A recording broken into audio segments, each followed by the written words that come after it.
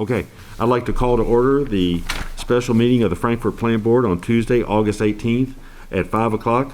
This is a special meeting in accordance with the Governor's executive order, where attendance is limited to 10 people pursuant to his executive order.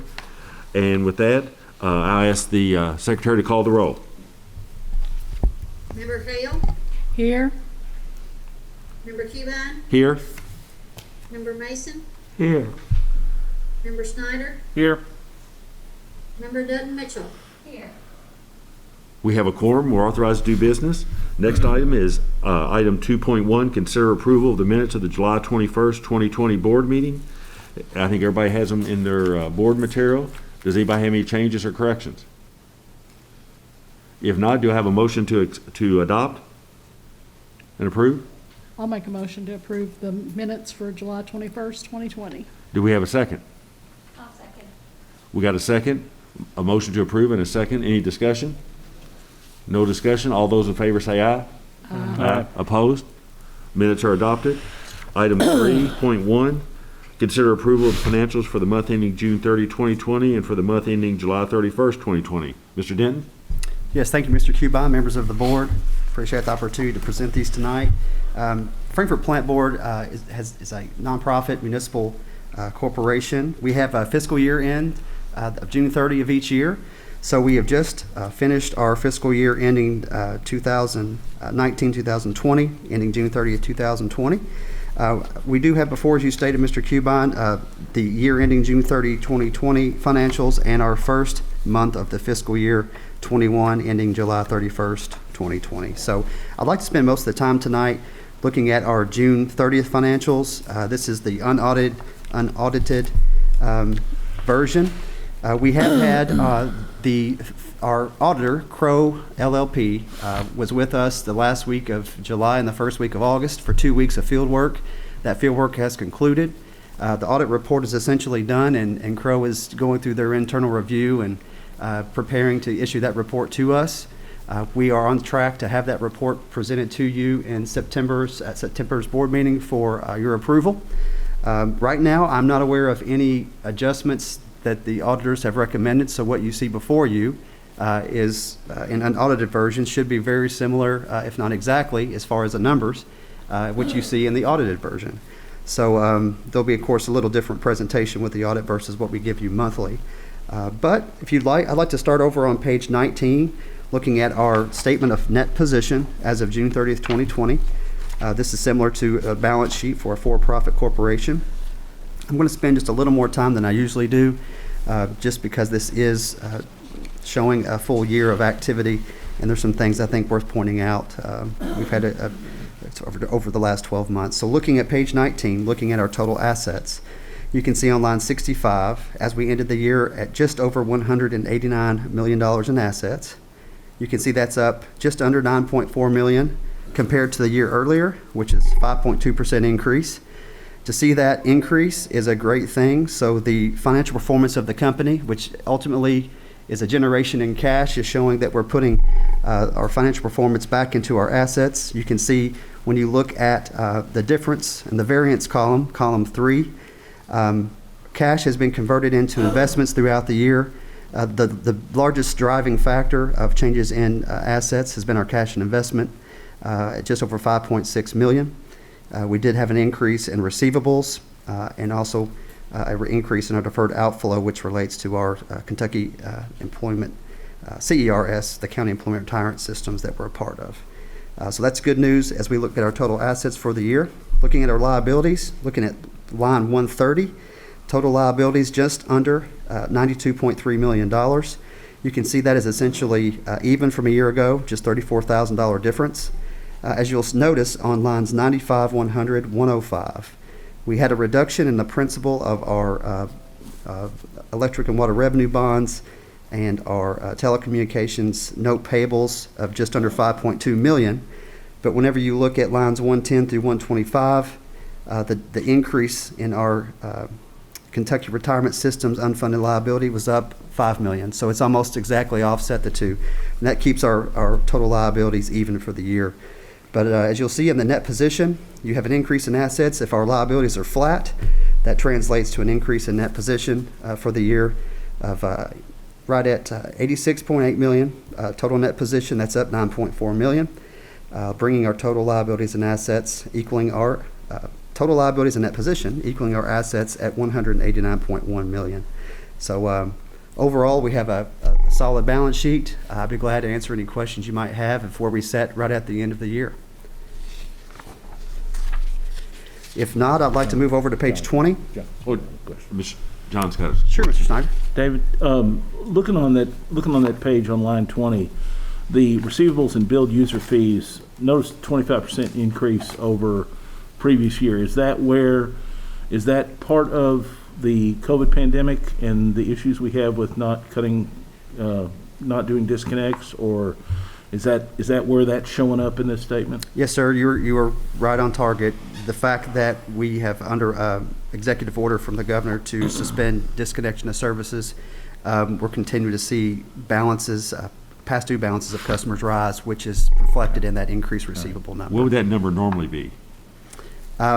It is not uncommon for it to run. We didn't have, that's something I was going to talk about as we look at our income statement, but in 2019-20, all the rates for our services remained the same as they did from the year earlier. So we did not have any increases in services in 2019 and 20 other than cable television due to our cable programmers continuing to send fees up to us. So when you look at if no rate increases on our side, then what is driving that? It would be either usage or in this unusual situation of COVID-19. So you're looking at the 11 to 12 million is not is within the range. But when you compare year over year, and it's no doubt that the increase in past due balances is driving the increase in the receivables. So that's absolutely it. Overall, though, we joke that your financial professionals are never satisfied. It could always be better. Looking at this balance sheet, in my 8 years here, this is the strongest balance sheet that we have had. So, all in all, I'm happy to report the totals.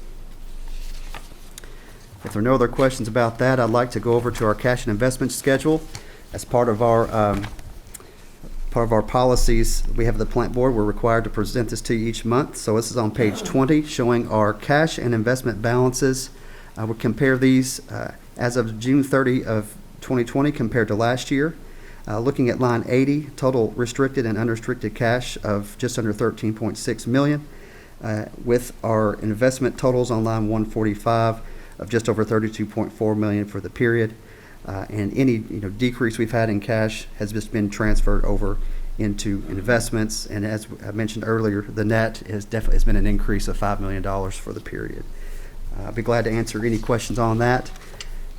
If not, I'd like to turn over and provide you with the spreadsheet you're used to seeing on page 21, our balances of our bonds, leases, and loans payable. You can see we started the fiscal year 19-20 out with just over $36.8 million, and we have paid down 14% of that this year, just under $5.2 million in principal reduction, bringing our balance at June 30 for our bonds, leases, and loans to just over $31.6 million.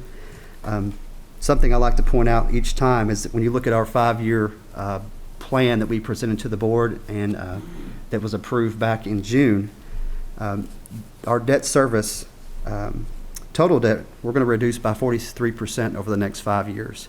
And that will translate into a reduction in annual debt service of over $2.6 million. So as we have a reduction in $2.6 million in debt service, as we've baked into that 5-year plan, is to continue to use those extra funds to reinvest back in our system and be able to do that without any additional borrowing.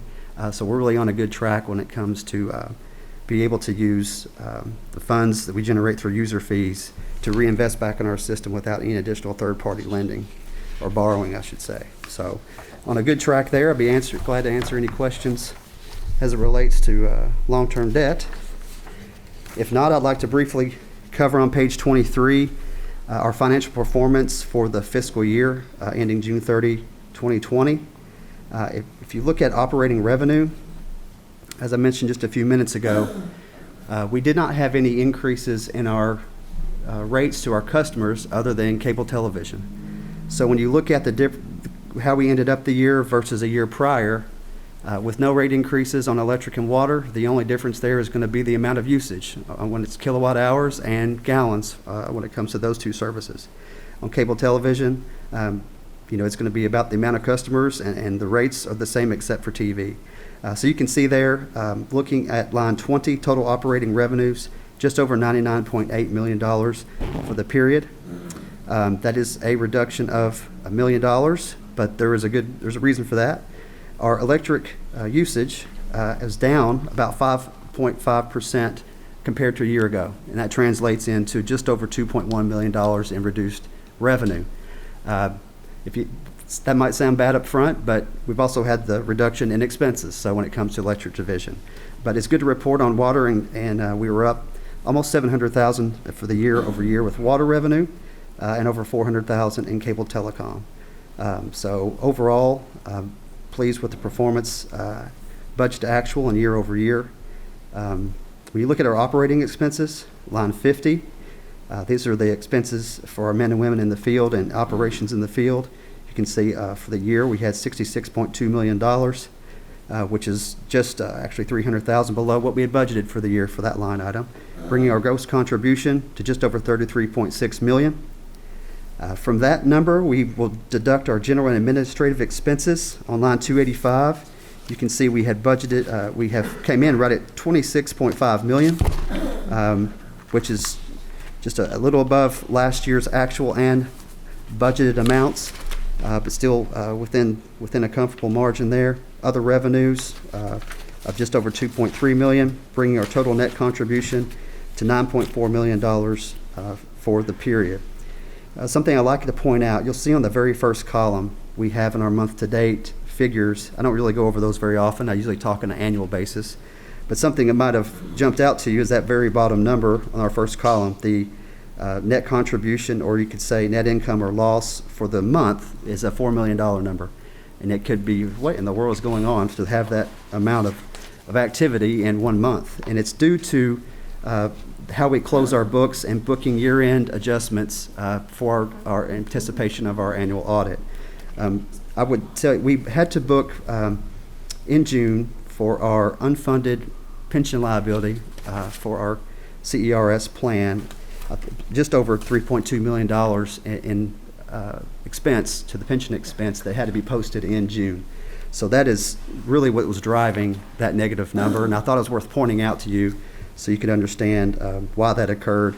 And that's something that happens every year. As long as we have this unfunded liability, it's going to be something that we just have to book. And the only way to get that unfunded liability correctly booked on our balance sheet is have to run that through the income statement as pension expense.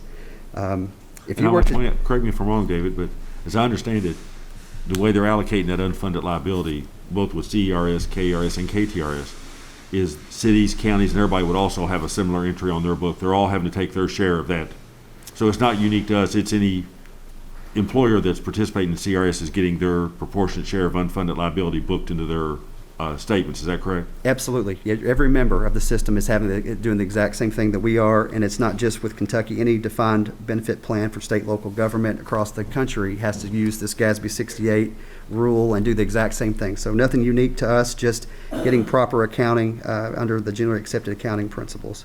If you were to, back out that $3.2 million adjustment, you can see on line 365, column 3 versus column 4, our budget to actual, our net contribution, budgeted $12 million, came in at 9.3. If you back out that $3.2 million adjustment, we're right in line with what we had budgeted and expected for the year. So I'd be glad to go into any line item and any division to discuss what happened and how things looked during last year. Otherwise, this is where we stand, and we will have much more in-depth information in our audit financial statements, which have a substantial amount of notes to the audit. So I'd be glad to answer any questions or move on over to July. Okay, I'll open it up for any board questions. Anybody have anything? David, you want to go to July? Sure. I'll make it pretty short and sweet. There was not a substantial amount of change from June 30 to July 31, 2020. Nothing substantial adjustments as far as the balance sheet goes. Nothing substantial change as far as cash We are primarily make our payments on debt semi-annually for most of our lines, so we did not have any principal or debt service payments in July. And we also came in better than expected on revenue and under on expenses, resulting in a better financial performance in July. So off and running well for our first month of fiscal year 2021. And we'll be on track to bring you August next month, and hopefully things continue on this positive track. Other than that, questions on July? that concludes my report. Okay, if we don't have any questions, I need a motion to accept both June and July financials. So moved. I have a motion to approve. Do I have a second? I'll second. We got a second. Any discussion? If not, all in favor say aye. Aye. Opposed? Reports are adopted. Thank you, sir. Public comment, Ms. Poe. Do we have any public comments or any website comments or anything we need to be aware of? Not that I'm aware of, sir. Okay. Next one is departmental reports. And I think, Vince, you're going to give us some highlights and that of, because in order to stay with the 10 people and the social distancing, we're not having each department head in, but you're going to kind of give us an overview. Yeah, I'm just going to touch base on some of the things we're working on right now. And I will kind of, I'm not really going to go over the statistics that you normally see in your report. Those are there for you if you have And any those are all questions. online also, right? Yes, sir. Yes, sir. And if you have any questions, of course, I will be able to try to help you with those if need be. The first one I'll talk about, just kind of going in the order that you see them on there, is telecom. Those departmental reports is on page 169 through 172. Just something to bring to your attention is we are starting to work on the concrete pads to move the satellite dishes at the reservoir. So maybe by the end of the week, depending on how much rain we get, we may have 6 of those pads poured. So that's progressing along. If you remember, we have to move those items out of the way before we could make the other things happen. We're also out on US 60. KU has put in new transmission poles on their line, but we are actually on that pole line as well. So we are still working on that project with them, and Telecom is transferring a lot of their stuff over there. So that's some of the bigger things they're working on this week. The electric department is on page 175 through 182. I will apologize. It seems like we got the duplicate information in there, or at least we did in my copy. So just disregard. If you see 2 reports, they're the same report, just duplicated. Again, the electric department is finishing up out on US 60 on the stuff that KU's been working on. So we will be finishing that transfer up pretty soon there. We also are starting our annual substation transformer testing that we do, oil, dissolved gas, and electrical properties testing of those large station class transformers. So we do that annually. Each one of those transformers is around $500,000 to $600,000, so fairly expensive asset. So we do quite a bit of annual testing to make sure they're healthy. Give them their doctor's checkup, I guess you could call it. So also I'll bring to your attention the water distribution department. That's on pages 189 through 191. And we just finished up the 12-inch water main replacement on Main Street that we were working on, West Main. And so we've tied that in with the existing mains. So that's done, and we're about 80% complete with our annual flushing program that we do on our hydrants. And then on page 193, you will see the water treatment plant report, and I will kind of talk about that one because that's the main stat there. Is we treated about 8.63 million gallons per day average for July, and that is fairly average and normal for a summer month like that. So that's kind of a quick rundown of the departments. I'll be happy to try to answer any questions you might have. And I do have the department heads there on Skype. If we have a specific question you have, I can raise the flag for them. But if not, I'm happy to. Anybody? Any questions? Okay. Okay, thanks, Yes, sir. Fit. Yes, sir. Action items. Item number 6.1 is consider award of RFP 2018-4 for advanced metering infrastructure AMI solution to Sensus North America. Travis? That's amazing. Travis just walks out, doesn't he? He's like that all the time. Yeah. You have a problem, he appears. Well, good evening, everyone. You may recall back in March of this year, we had the AMI vendor contract award ready to present to the board. The decision was made to delay till we had a better understanding of what the 2020 landscape would look like. So we're back again this evening with the contract ready for approval. I do have a presentation I can go through It's been floating around since March. I was going to kind of see what the board's opinion was. Is it worth going through the presentation again? Should I hit the highlights? Kind of open to input on that one, whatever the board's pleasure I is. mean, I think we've been through it, but Catherine, you haven't. Do you want to go through the whole thing or just the highlights, or what do you want? If you don't mind going through highlights. Sure. Yep. And Mr. Have Chairman, to. it might not be a bad idea for anybody who's watching Uh-huh. to kind of, if they just get the highlights. Yes. And the public's watching. Okay. Yeah. Sure. Let's see if I can bring it up here.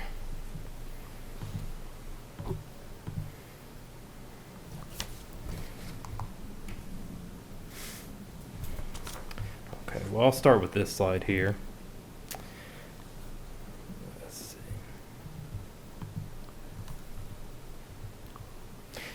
So we started back in 2015 on this AMI journey, if you will, with a business case study to try and determine both the costs and the benefits of an AMI system.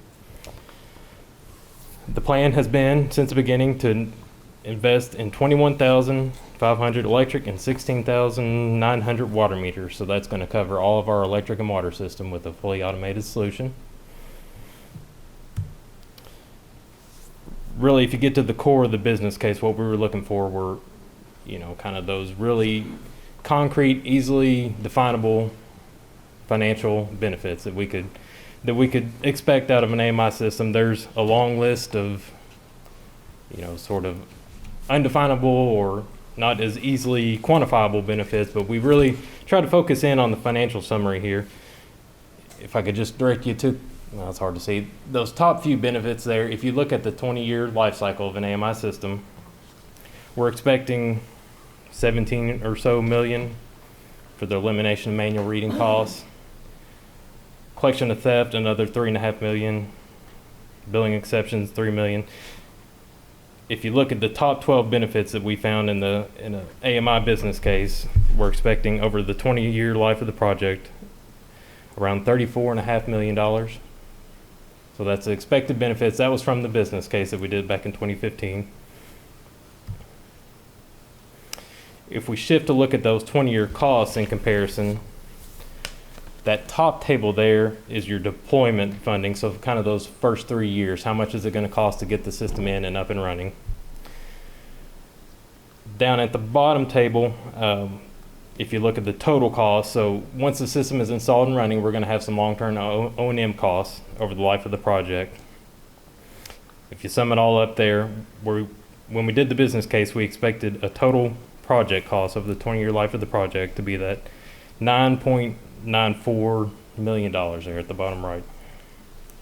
So again, that's both deployment and 20-year life of the project. Excuse me. This one was deployment. Add in O&M, it was the 12.2 million there at the bottom of this page. So let me back up. Deployment here on these slides, 9.94 million.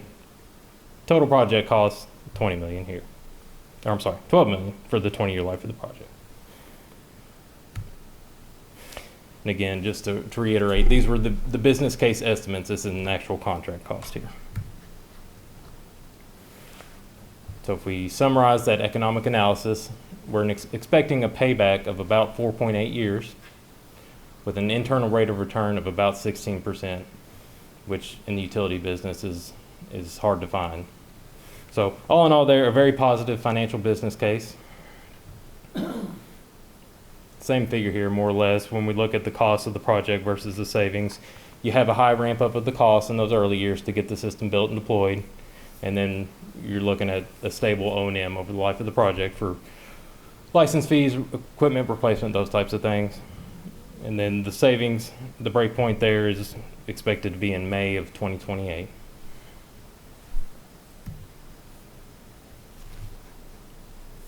This implementation plan should be up to date based on the contract being ready, and then you'll see a blank space there. That's our 6-month COVID-19 delay, if you will.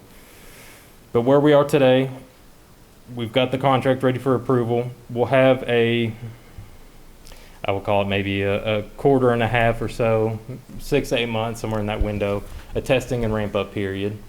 We'll get our test meters in, define all of our system requirements, those types of things. And then we'll really start installing the full system-wide deployment, we're calling it, where we're actually going to people's homes and changing out equipment. That'll begin sometime in the summer of 2021. And then as you can see here, it's about a 2-year deployment window, wrapping the project up at some point in 2023.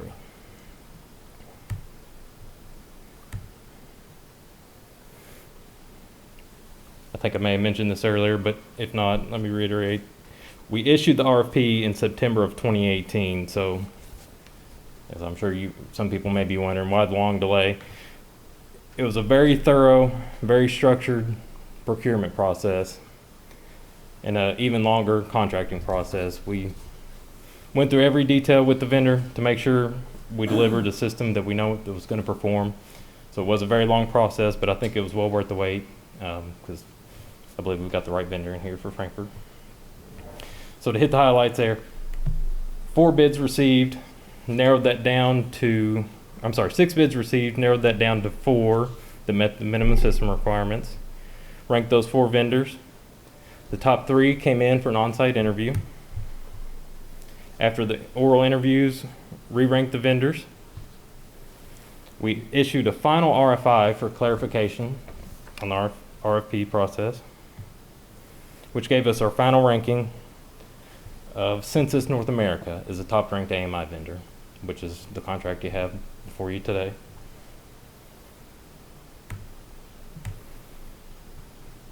As I mentioned earlier, 2.5-year deployment. The total contract value is $7.97 million, including $6.66 million to deploy and $1.3 million to operate. I should clarify here, this is the contract cost for the vendor portion only, so there are other AMI costs, setting poles, building fiber lines, comm equipment, those types of things that are not included in this number. This number is the AMI vendor contract specifically.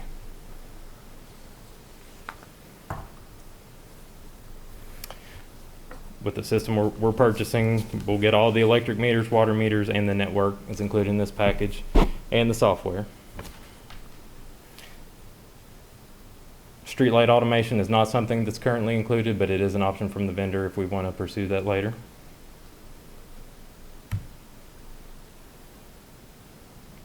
Service level agreements were a really big thing for us. There's a lot of contractual leverage, if you will, to make sure the vendor performs, the system performs. There's high marks for system performance on meter reads, all those types of metrics. We feel like we've got some really strong warranties, especially on the water side. We also have system warranties where if any part of the system doesn't perform, the vendor's on the hook to come in and take care of those issues.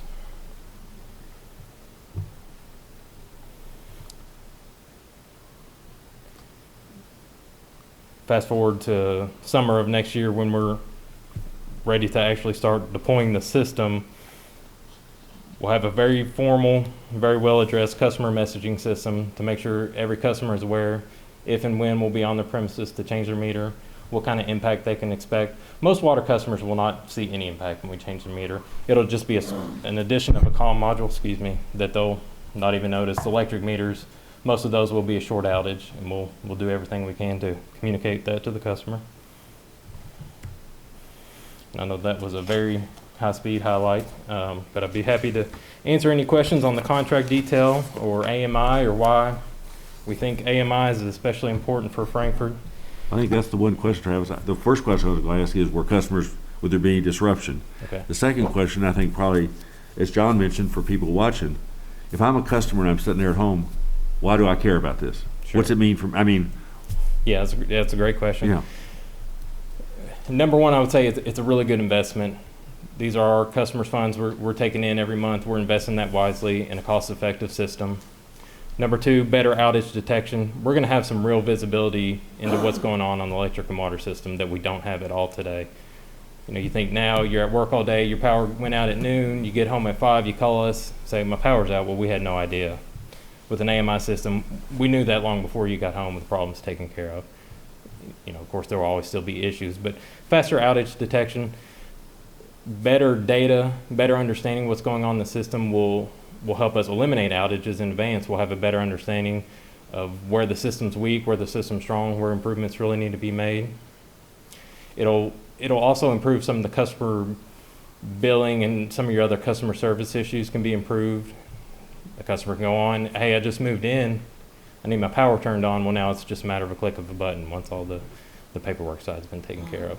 So there are a lot of those other kind of smaller ancillary customer service systems, but really the big thing I think is the outage detection, outage response, better performance of electric system. We're going to be able to respond faster and do a better job of keeping your lights on. And long-term, based on your business case, not necessarily that administrative costs would be reduced, but actually our overall administrative costs will not increase as much in the future because we're actually eliminating some operating costs, right?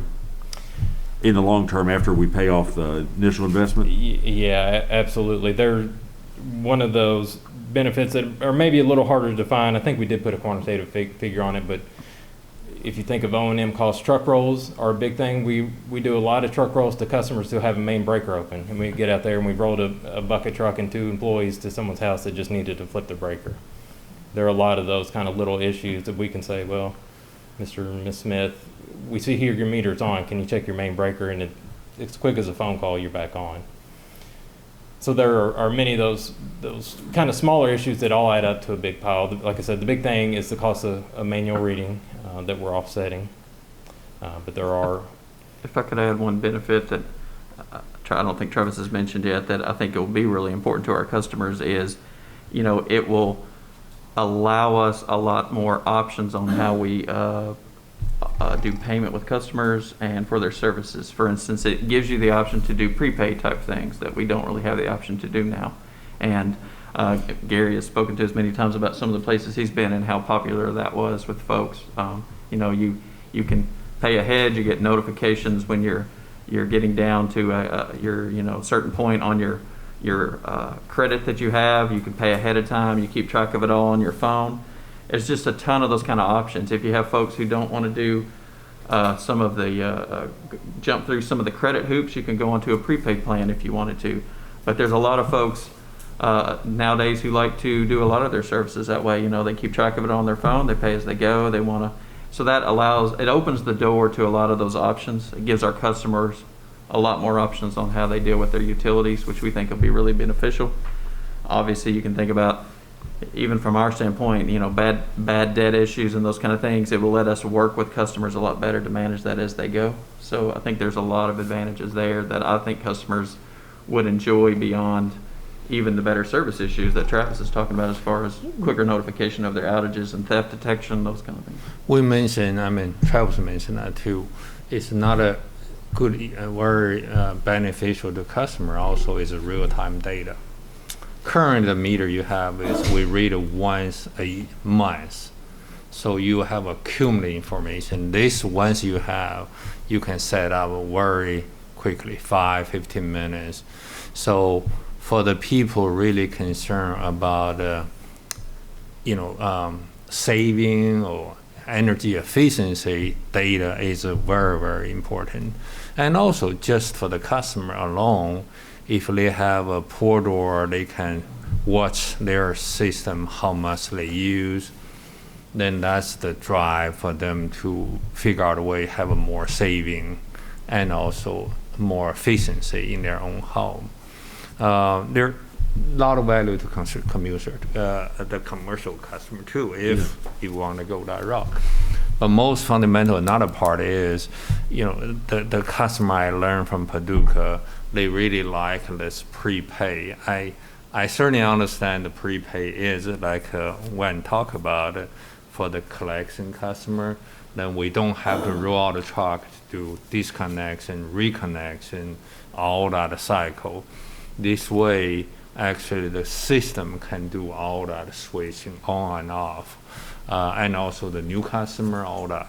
But there's a part we didn't expect is young professional also like this program because they have a control themselves.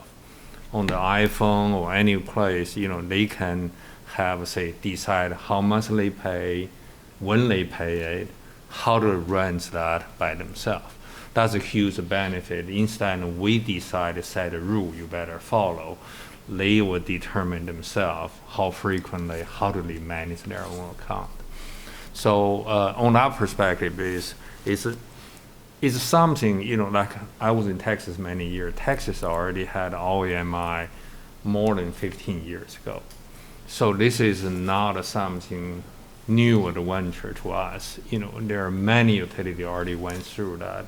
It's a time for us to move. I'm so glad you support this program. I think Frankfurt season will benefit a lot from it. Are we one of the first utilities in Kentucky to go to it, or is anybody else on it already? No, off the top of my head, I know Glasgow, I think for many years has had a system. KU has experimented with it. A lot of the co-ops were early adopters though. If you have a longer line, basically you could think of it from that approach. It makes a lot more sense to reduce those truck runs. So the co-ops were kind of earlier adopters. The last time I looked at a figure kind of nationwide, we were past the 50% threshold of smart meters deployed in the U.S. So more than half of utility customers in the U.S. have an AMI meter already. So we're not blazing new trails, but we do think the timing's right for Frankfurt. The rest of the board, John? Yeah, a couple of questions. Looking at the savings, the benefits calculation, about half of the benefit's going to come from the elimination of the meter reading expenses. Yes. How many employees currently do that job, and is the plan to meld those folks back into other open positions, or where are we on that? David may have to help me here. I think we're at 7 full-time meter readers. My understanding is 3 of those, I think, are long-term tenured employees. Okay. The other 4, I believe, were employees that were brought in with the understanding that AMI is on the horizon. Okay. They were probably in temporary positions. David, jump in if I'm out of turn here. It's kind of more your department. But I think that was the understanding. Many of those new folks came on with the understanding that manual metering is a short-term thing. Right. I think at some point, we hope to address, especially some of the more tenured employees, finding different roles. For the time being, we're still going to need people out there reading meters until the system's up and running and working well. So we do have a window there where we can address that. But Sure. But I assume these employees would get, as John said, would get the first crack at job openings they qualified for? Yes, sir. That's the plan, is that at some point, as the deployment period and the timeline goes, there'll be a time when, hey, we're at a point where we can reduce staff by 2. And we'll see that coming and open up and allow those employees to be able to apply for other positions in the company. We have been very open and upfront about the timing and how this is going to go, doing our best to have the least impact as possible.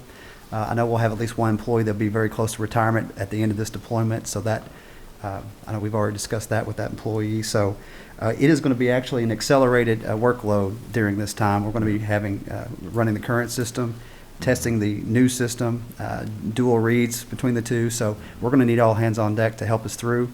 We've got a great team to help do that, and we definitely want to make sure we take care and do these our meter readers right as we go through the project. And the other question I had is, the benefits were like on a 20-year, 20-year cost. Is there a lifespan on these meters of about, is that the lifespan, or why are we, how often are these meters going to need to be replaced on kind of schedule? Yeah, typical lifespan is 20 years. That I would say is a targeted lifespan, at least anyways. Of course, you're going to have some failures over the years you have to address, but that's a pretty typical AMI life expectancy. Obviously, software and those kind of things refresh much quicker. So there are other parts of the project, but on the whole, yes, 20-year is a good target for equipment expectancy. Steve, Dawn? Yeah. The benefit amount up there, I assume that equates to savings over the 20 years. Yes. So the cost you said of this overall is $12 million over the 20 years projected. Yes. So how do they go together? How do those two numbers? If we didn't do this, would the cost of operations for this activity be $50 million over those 20 years? I think the easiest way to look at that is probably to continue to manual read. Obviously, you're going to have to, you would look at the first benefit there. We know the cost of manual reading is going to be the big thing if we don't do the system. There were some meter replacement costs that we know we were going to have to do anyway, which are included in benefits. So we know over the next 20 years we're going to have to change out a bunch of meters anyway. So those were included as benefits to the project.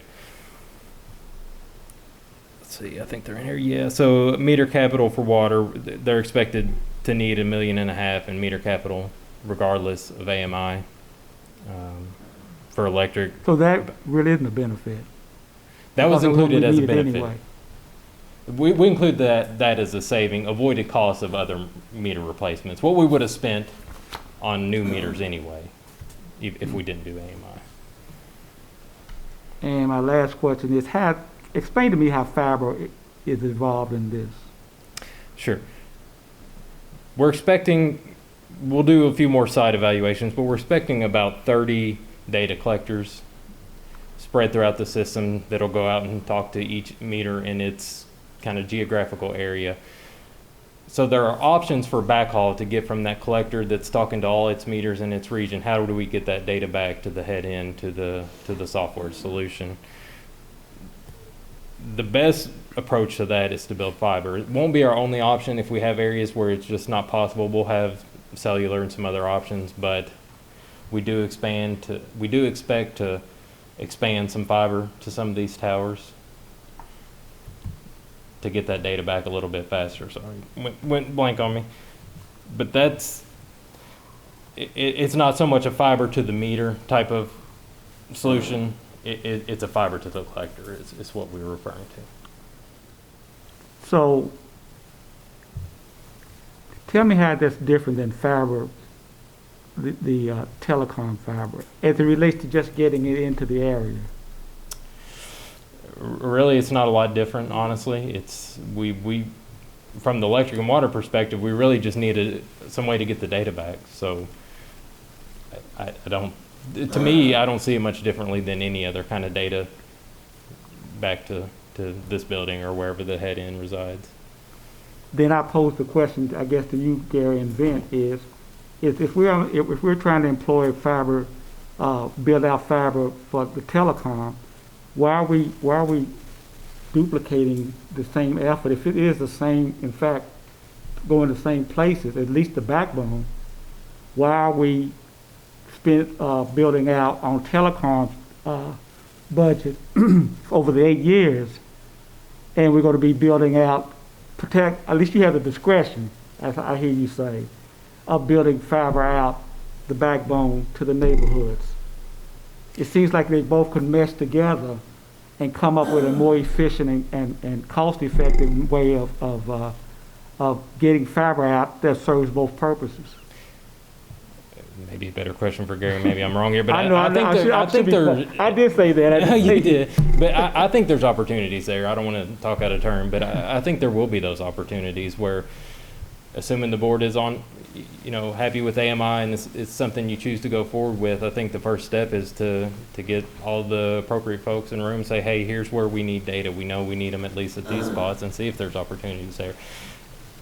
Like I mentioned, we're going to one specific point, so it may be more of a backbone situation. We're not hitting every residence or every neighborhood. We know we need it at this one point, but the backbone is would be built. I expect there. I'm not saying there is, and again, I'm not posing. You're posing to them, so sure. You aren't on the spot. Yeah. My opinion is there's probably opportunities there. But yeah. Like Gary, correct me there. Yeah, there are. I think there's a whole scale difference, though, to think about. There are opportunities, I'm sure, to overlap. I mean, in some places, fiber already exists. We'll be able to jump on what already exists in a lot of places. But you're talking about 30, what did you say, 36? It's 35, 36? Yeah. It may somewhere in that range and a number of those areas are already fed with fiber. You'll already be to hit some of those. But there absolutely will be some areas where we may not have fiber in those places. If they're really far out or completely out of our backbone where we wouldn't be putting our other telecommunications services anyway, we would probably be looking at some other option. It just depends when we get down to the sites. Well, I guess I'm looking at it from some holistic approach, that if we're trying to save money for the ratepayers, and it crosses the utility line here, boundaries here. You're both going to the same place. So one of you may be going farther But at least to the extent you're going to the same place, why aren't we sharing the cost of those things in electric and in telecom? Particularly with electric has a big savings that has savings there to help support this and perhaps get it out there faster. I mean, I don't think there's any issues with looking at the areas where they cross over. I think that's for sure what we will do. I mean, we don't even have the exact design. Well, we don't even have, we know roughly where things might go, but, you know, that part hasn't been done till we Well, actually get into it. But I guess my point is, why isn't it, you haven't made those plans, but you can make those plans to do that. You don't, I mean, it doesn't have to be either this or that or that. If it's cost efficient and cost effective to do it this way, then you can do it this way right now. I don't think there's any problem with that. Well, Okay. yes, sir. So from, you putting together the financial figures, David, would there be, since electric and water are going to benefit from the AMI, and with this going on, how is that cost allocation being broken out between water, electric, and telecom IT? I think Vince's initial comment was a good one, is talking about the scale. We're looking to eventually have fiber ran to every individual, every home, every premise in our service territory. It's a different setup with data collectors, not near the scale, but I think what you're asking, Mr. Mason and board, I think we already have planned to make sure we never want to duplicate service. We never want to spend resources where we don't need to. So we'll do everything that's possible to make sure that we can deploy both AMI and fiber in the most cost-effective way. As we cost allocate. Yeah, we definitely, where we can justify allocating and putting cost on well, we allocate everything today, so we would do our best to allocate the cost to the division that should bear the cost. So, as it makes sense. I'd like to see, Gary, some kind of at least page or something that can show how that can be done. And then maybe we can pass judgment on whether it should be done. But where there's places to maximize your savings and eliminate duplications, and even eliminate near duplications, then I think we should be looking at that, because we're saving money for everyone, and we might even be saving our future here in some areas. So I just think it's something we should look at and bring it back, but that's all I'll say. Yeah. We certainly can do. I mean, actually, we plan to next 2 weeks, we can have more information to provide to the board. And we also like to have input from you too. So in the future board meeting, you certainly can set guideline direction. I think fundamentally, we definitely like a support idea. Mr. Mason mentioned it. We like to make it more efficient if we can, for benefit all the system. I'm sure we will look into it, even potentially long term for electric water benefit for a new telecommunication system. We should do all together, because we are as one company together for many, many years. So any benefit we can have for all, we should consider, yes. Okay, so that, we'll mark that for follow-up, for follow-up in September. Catherine? Just to follow up, for consideration of the contract today, 2 questions. Is there anything in this contract that would prohibit us from collaborating and planning in this manner that we're talking about? And would you, along these lines, recommend doing that collaboration before we accept this contract or not? We can go to detail for that, but I think we can go along together. This current contract proof does not prevent we are all work together as a system. But correct me if I'm wrong. No, the backhaul is our responsibility. It's on us how we want to get there. So the vendor's solution will stop, say, at a pole. They'll have their collector there. How we get that data back is up to us. So I guess the question is, to follow up on what Catherine and Steve was asking, are you the lead on AMI, Travis? I suppose so. Yes, sir. And who's the lead on fiber to the home? That Adam would be Adam. responsible for that. So I guess when it comes to the coordination and everything, it's between the two of you to be making sure that what you're planning and what he's planning Yeah, absolutely. Yeah. sync. I think to Yeah. understand in the contract, we specifically made the demarcation point where they weren't trying to do the communication for just this reason. Uh-huh. Because we would work out amongst our Right. lines of business how we would do communication. So they're, they have the collectors, they bring it to that point, they provide that equipment, but then it is the plant board, the company's responsibility to get it back from there. And that's exactly why it was laid out that way. And the two people who have to be talking are Travis and Adam, right? Yes. This one is one of those, yes, absolutely, for what you're talking about, but the IT department is completely involved, the billing, everybody's involved in this one. This is a significant change to the way we do business. Catherine, did that answer what you need? Okay. Dawn? Just one thing. If for some reason a person wants to opt out of AMI, will they have that opportunity to do that? Let me take that one. Yeah. My opinion is that will be a policy and tariff matter, so it will be eventually up to the board to decide. My thoughts are staff could propose an opt-out policy for the board's consideration to discuss and review. Typically, what you see at most utilities that are doing AMI, they do offer an opt-out option for customers. There is usually a fee that's based on that additional cost to read their meter, which is, depending on who you look at, anywhere from $25 a month on up. Some of them get really high on those opt-out fees. That would be my proposal is yes, for those customers that are absolutely dug in, refuse, they do not want an AMI meter on their house, that yes, we do have an opt-out option. But you hope, we would certainly hope for 100% participation, but sometimes you have to be realistic on some of those situations where it's just not going to happen. At what point will the board need to talk about if there needs to be or what an opt-out fee would be? I think soon. We've got kind of some draft copies that will be ready for your review soon. I need to talk to Hans a little bit more about it and kind of do a little more market research. But if we're expecting to be full-scale deployment summer of next year, I think before then would be a good time. We certainly want to get into a situation where we knock on somebody's door to change their meter and they say, not my meter, Yeah. and there's not a good policy in place where we know how to address it. So, John? But following up on Dawn's question, which I think is a really good one, you mentioned Glasgow, you mentioned some other folks. What's the experience of those folks that have done this? At what percentage of people are we looking at that we could say 3% are going to refuse, or 1.5% are going to, or 10%, or whatever?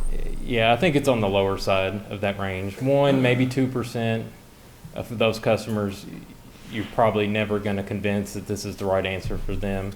I think that's pretty typical. It, of course, varies depending on region, but you expect about 1%. It'll be higher in the beginning, but you hope with good customer service programs and good communication to the customer about how this benefits them and the whole organization, you get that down to, I think 1% is a good target.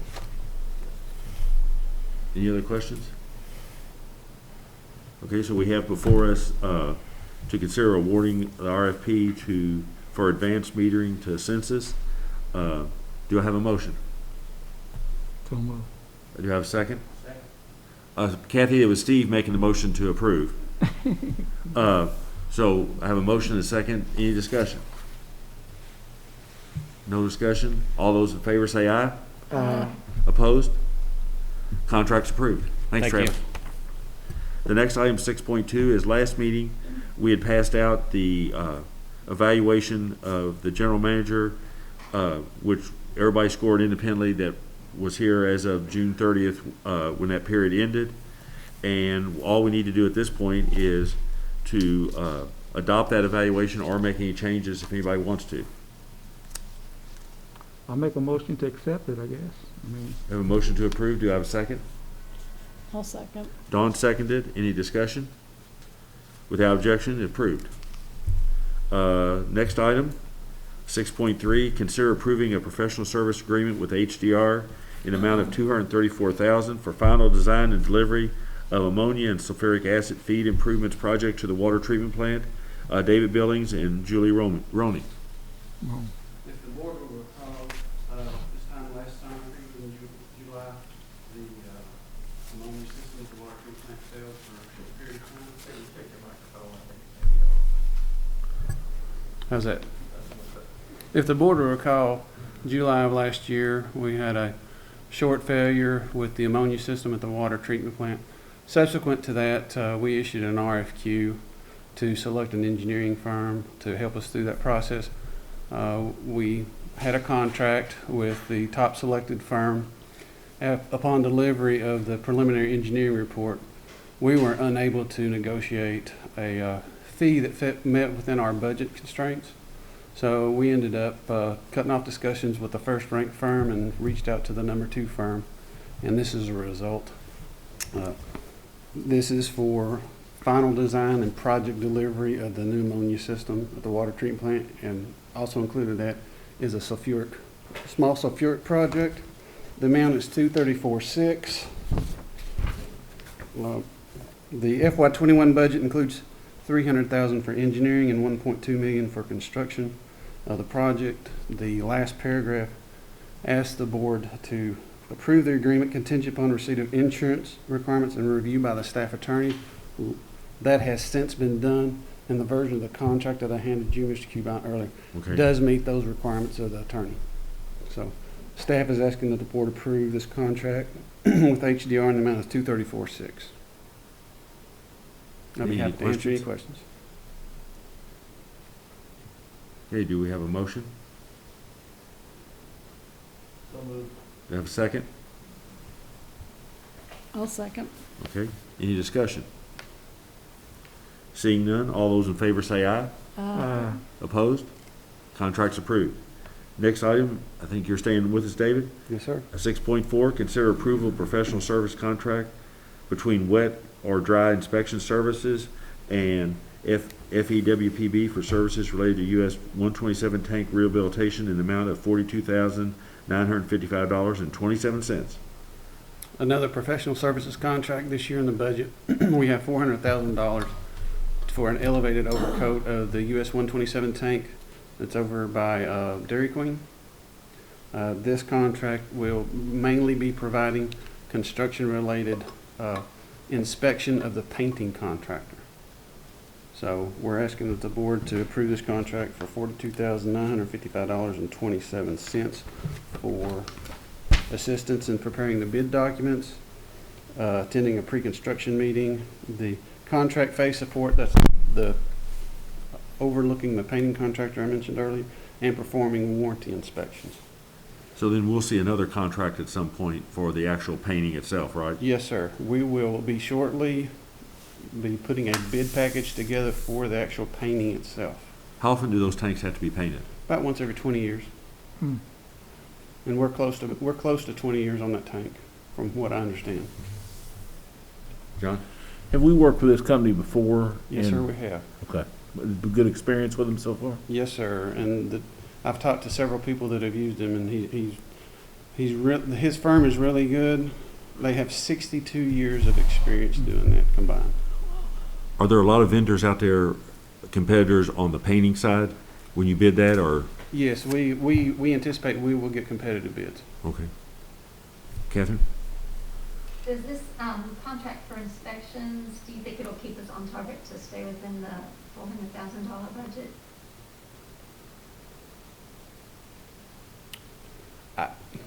A project like this, we're hopeful that we will stay under the $400,000. We've looked at it. We think we got a pretty good estimate. But when it comes time for bidding, your prices reflect how busy the contractors are. So you never know that up front in the interim. But we're very optimistic to stay within the $400,000. So this part of the project, is that figure in line with what you originally thought the inspections would cost? Yes, this kind of work would fall on a design fee curve. It's a litmus test that engineers use for work like this, and this falls within a design fee curve. Does that answer your question? But, well, monetarily, does it fall in line with Yes. what you expected Yes. to have to pay for this? Yes. We'd either be paying this person to do it, or we'd be paying an engineering firm to do it. So, Any other questions? Okay, do you have a motion? So moved. Do you have a second? I'll second. Catherine seconds. Any discussion? All those in favor say aye. Opposed? Contract's approved. Thanks, David. Consider approving the NFL Network renewal. Harvey.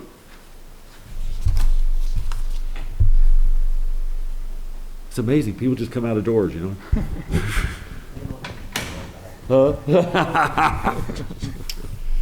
Staff recommends approval of the NFL Network renewal. This is a NCTC agreement with a term through July 31st of 2022. We carry NFL Network on the optional preferred cable tier. This renewal affords us the opportunity to keep the network subscriber rate flat through July 31st of 2021. And then the increase after that will be 2.2%. It also affords us protection in the form of a license fee rebate for the loss of any live NFL games on NFL Network. Right now there are 7 scheduled, and if less than 7 occur, then there will be a pro rata reduction. It also covers rights to the NFL Red Zone channel. That's carried on the optional HD Plus tier. Rates on NFL Red Zone increase 9.5% in 2020 and 2021. The increases on both these channels are anticipated and budgeted. No immediate rate increase will be needed. Advanced services add value to this deal. TV everywhere, in-home streaming, and VOD rights are included. No additional carriage requirements or obligations are included in this agreement. I'd be happy to answer any questions you may have. Steve? What happens if the season shut down? So that would be, I guess, if there were no games, there would be a rate reduction to that extent. I mean, I think there's it's defined in the agreement. So There's still programming right on the channel, even if there are no games. So. Except for Red Zone, though. Yeah. Red Zone. Oh, on the Red Zone channel? Yeah. Yeah, so, yeah, that would be, And you know, what if COVID-19, you know, impacts 4 games out of the 7 or 2 games out of the 7? right, yeah, so. I just wonder what that factor would be. Yeah, If that's so all. certainly on the NFL Network for the 7 games, whatever percentage of games are lost would be the percentage of rate reduction for that month that the games would be on. On Red Zone, I think the language they had was an MFN. So basically, whatever the terms are to other providers, the larger ones, essentially, we would receive the same, reduction or lack of compensation, I guess. I have a somewhat related question. I'm just curious, the last 3 or 4 months with network programming being reruns, did that impact, or would that have impacted, or has it impacted what we had to pay, or? We haven't had any rate reductions on any networks to this point. The majority of sort of protection that we would have on that would be on sports events, live events. We're still sort of, the March Madness happened. We did a renewal after that happened. Baseball and basketball, they're still trying to finish, right? And so I think a lot of it is going to be where we end up, 6 months from now will be when those conversations start happening. I know Dish Network had already reached out and they've started asking for some relief. So that might be the first domino to fall. And but no, not on the network side. There hasn't been any because of the lack of new content. Generally summer, there's not a whole lot, but I definitely understand where you're coming from. Any other questions? Okay.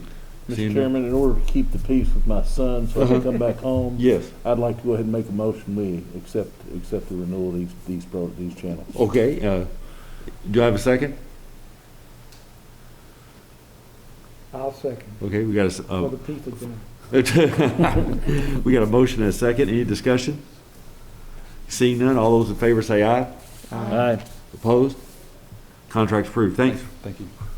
Next one is, we had this discussion last month, and I think what we've got in front of us is essentially the same as what we had last month, and this would be in order to be in compliance, that we'll be adopting the same code of ethics, financial disclosure as what currently the city uses.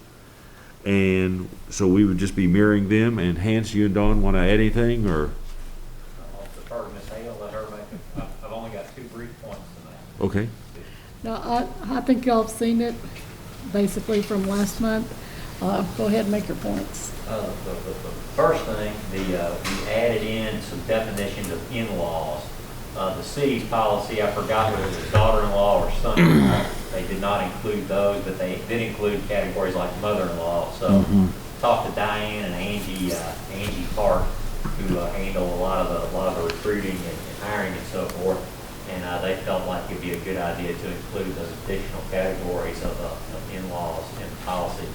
And the other point that we talked with the League of Cities, and because we're a Chapter 65A, a special purpose governmental entity, their advice was we did not have to publish it in the newspaper, so that will save us a little bit of advertising fund. That was at least their opinion, so we'll go with that. We'll submit this to the city and the DLG, depending on the board's preferences tonight, if it's approved within the 21-day time frame.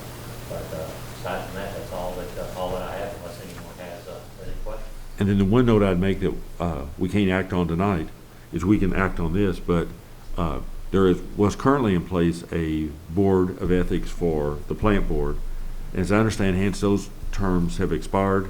Yes, sir. Kathy Poe had tracked those down today. I think the one member expires at the end of the month, but effectively you're correct. Everybody else has expired, so. They're all expired. We need to so reappoint. The board we can.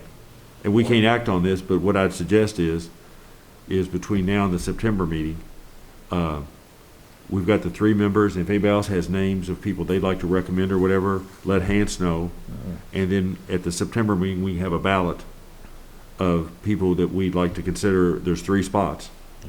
And consider, and then we can deal with it in September, but that's one we'll have to deal with in September. But if we have the 3 names on there who had previously been on, and if anybody has any additional names, whatever, let Hans know. I think it'd be probably cleaner to let you handle it, Hans. Yes, sir. And then put together that ballot, share it with everybody, and then we can discuss it in September if that's okay.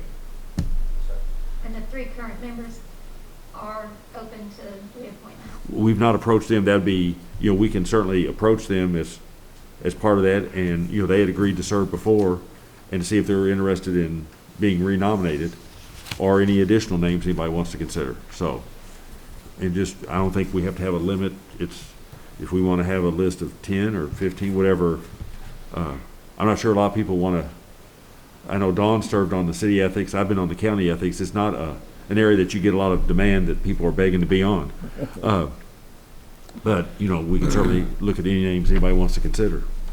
And I think, and Hans, you can correct me, I think the way our policy is written, it says the person has to live within the city limits. Yes, ma'am, I believe that. So if we want anyone from the county, then we need to change the wording of that. Okay. I believe that's the city's.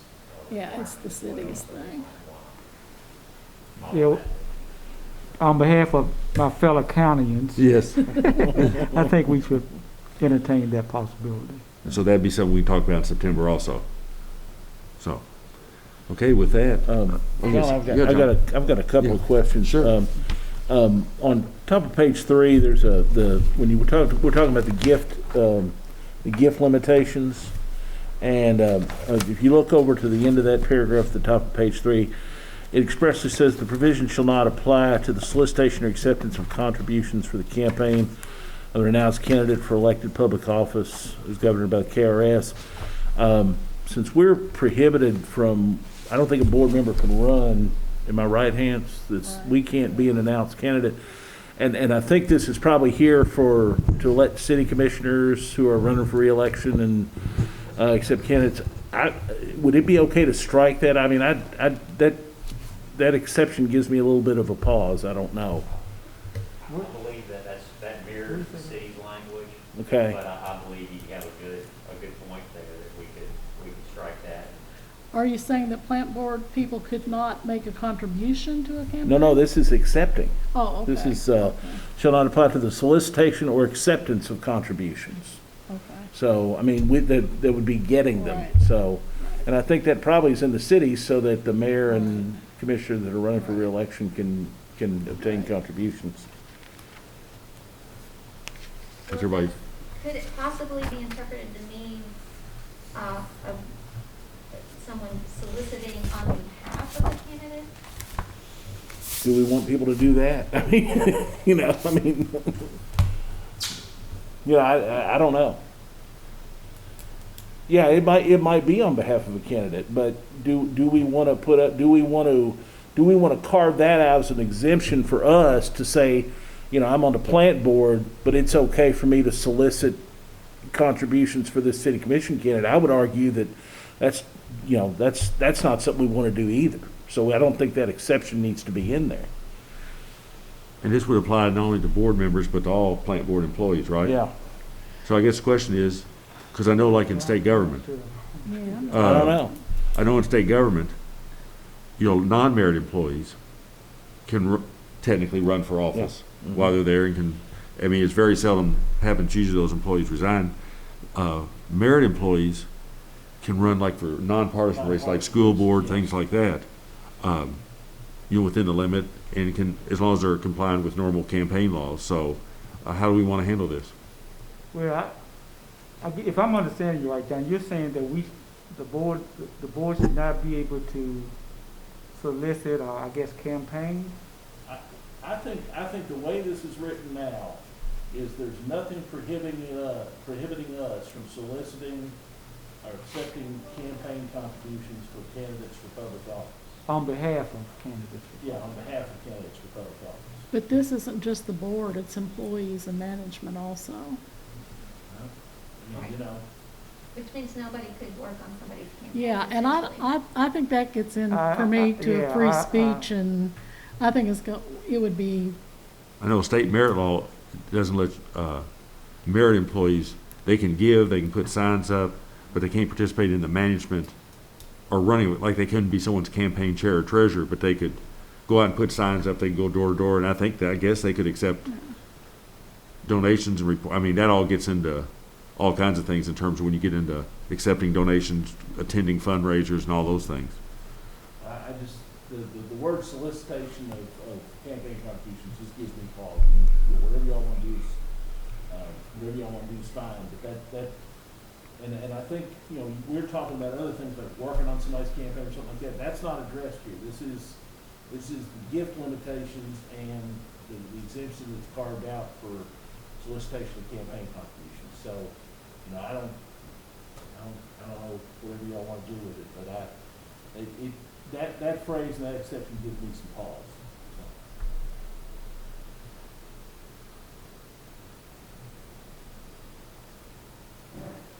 If you go back, this is always dangerous when you start dissecting paragraphs.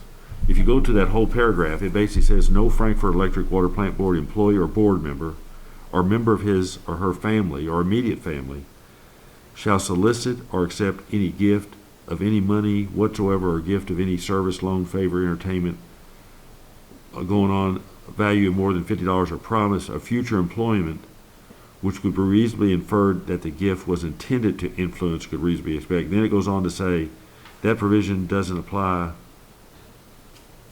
to the solicitation or acceptance of contributions to a campaign. Is that saying that you could solicit gifts, whatever, with the possibility of offering future employment, or? I was going to say. I don't know. excuse me? What do you think, Hans? Or Catherine, you're our legal experts. That's not why I'm here.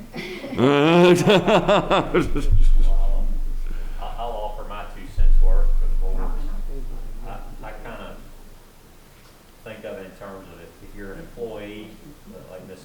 Hale pointed out, this applies to sort of your employees as well as your board members. What if an employee wanted to solicit, you know, get on phones this campaign season coming up and solicit contributions for a particular candidate? I think that's sort of the gist of the way I would take it. You as a board member are permitted to campaign for a candidate of your choice. Sort of the First Amendment. Somebody chimed in with sort of free speech issues that's sort of the way I read into it. Yes, Steve? Suggestion. What if we just, if and I've asked Don if Don does the thing. What if they just let him talk about each section right now, like we're doing, and vote on this section? Because it seems to me that there's uncertainty, not full understanding by everybody about saying anything, vote on this section. But if you keep on talking about it, let him go through it.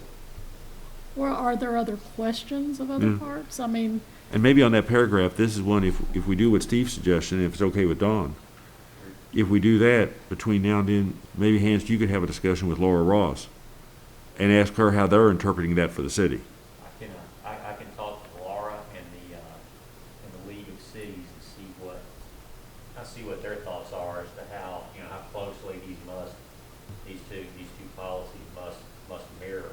Well, and the question, what does, when we basically have that restriction and then we basically say that provision does not apply to the campaign, what does that exactly mean?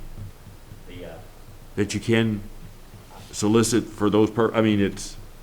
That's an excellent question. Yeah. There's really, when you look at stuff like this, there's really no annotations behind it that kind of like your AG opinions that interpret what they, but I'll sort of just give you, if you like, I can give you a brief synopsis Yeah. of, if that's, Yeah, is that what you want, Steve?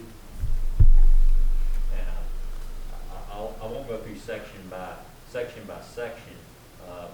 You basically have the cities. I'll try not to drop my computer on the floor here and buy the plant board a new laptop here while I'm working. But the policies come from. You start out with the introduction, chapter 65 and 65A. 65 is what governs the ethics policies for cities and so forth, and 65A was what was passed a couple of years ago with the so-called ghost government statutes, the special purpose governmental entities, which is what we would qualify as a SPGE. I know David does a lot of filings with the financial disclosures and such forth with the Department of Local Government for that. But the policies for the SPGE says you can adopt the policy of the agency that creates you, or you can have your own policy that's at least as strict as your sort of your parent agency. And that's the reason for pretty much trying to mirror as closely as possible the city's language. So chapter 65 says you have to have four kind of broad categories. You have to have a nepotism policy, trying to think standards of conduct, financial disclosures, and then the creation of a group that oversees the administration of the policy and the maintenance of your financial disclosure forms. So the ethics and the financial disclosure forms sort of tie in together with each other. So you have the definitions that you start out with, and those are largely the city's definitions, as we talked about, that I've added to with the in-law type of relations. Our statute, Chapter 96, talks a little bit about who can we hire. That's where we get with this definition of family member. That's probably the most significant definition because it combines the Chapter 96 definitions that we have, where you can't hire within a third-degree relative of the board, the general manager, the mayor, or any member of the city commission. And then our policy kind of molds onto that. You layer on that with current FPB employees. Third-degree relatives, I had to do some research actually to figure out what I came across a good AG opinion that kind of outlines what exactly is a third degree third-degree relative. That comes from our statute. That's the third-degree requirement is a Chapter 96 requirement that comes from our statute that created the plant board. Then you have the family members, which you have spouse, parents, stepchild, brother, etc. there. Those come from the cities. So you kind of layer in the city's definitions that we try to mirror there. The other definitions came from our existing policy. Then in Section 3 there, we have the standards of conduct. Those standards of conduct are what we pulled from the city's policy. Then we go on down through the Section 4 there, the financial disclosure filing requirements. That basically is from the city's policy, and it's the statute or the ordinance rather, and the city's requirements, and that just flows into your disclosure form. So all of these items in your Section 4 there are your financial disclosure forms. The first section, Section A there, is one thing if the board wants to have some additional. You have board members, the general manager, staff attorney, officers, chief engineers, superintendents, and department directors. Our titles are a bit different from that of the city, but basically I sort of tried to approach it from any person that might be standing at the podium recommending a contract or a purchase to the board or to a department head, to Vin or David or Gary, is probably someone that you want to know if they have an interest in a particular product that they might be recommending to the board. So if you're going to check out anything, paragraph A there will be helpful to get some insight on as to who do we want, and if I've missed a title there, second set of eyes is always very helpful when you're trying to put these things together. The rest of that section deals with the elements in the financial disclosure form. Section D there, non-compliance with the filing requirement. That just basically states that the ethics committee is going to contact the person and basically identify the discrepancy and ask that you fix it. That differs a little bit. I can't recall exactly what, if maybe Ms. Hale can recall. The city, I think, says we're going to fine you. I don't know that the plant board can fine someone, except to say that the ethics committee is going to tell the board and the mayor, and then if you're an employee, you can obviously there's some ability to say we have to have this per company policy, but I don't think we can fine or. There are sections in the city's policy that talk about we're going to charge you with a misdemeanor offense, and I don't believe we have that. We have that kind of statutory. I think the city says $1,000 fine, which we cut out because we felt like we couldn't fine Yes, ma'am. people. The ethics committee, those provisions mirror pretty well exactly what the city does. I know Ms. Hale, as we have kind of the expert with the city's ethics committee there, so have some good insight into those provisions. Those pretty well mirror the city's. Paragraph 10 there talks about ethics committee. One of the things you see in these policies is an alternative reporting method for employees to say if I'm a whistleblower or if I see some discrepancy. We have red flag reporting now. I know that comes up in our audits from time to time. People ask for how can employee report potential things. That's on page 9 there, paragraph 10, the first little chunk there, where it talks about 1-800-Kentucky Alert, the AG's office, and then our own. The red flag reporting is our own service, aside from those two state agencies there. The other sections are hearing procedures. Again, we're fortunate to have Ms. Hale, who's the sort of the local expert on those. She's worked with those for many years. So we went through those and basically cut, paste, and attach, as Mr. Dent likes to say sometimes, from what the city does.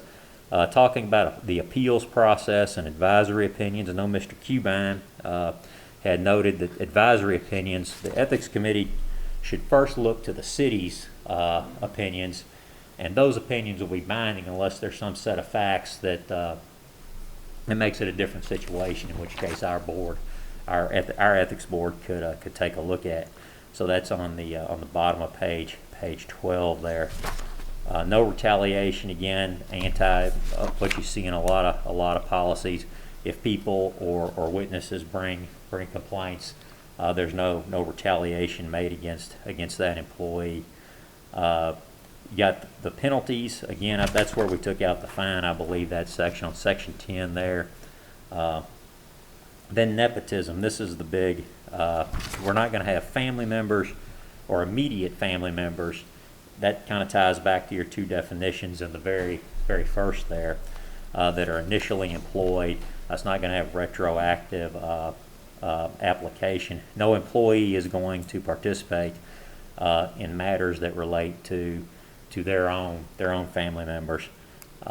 Next section there, a limitations period. You're going to have a 1-year statute of limitations. That mirrors the city's code once again, and that's about it.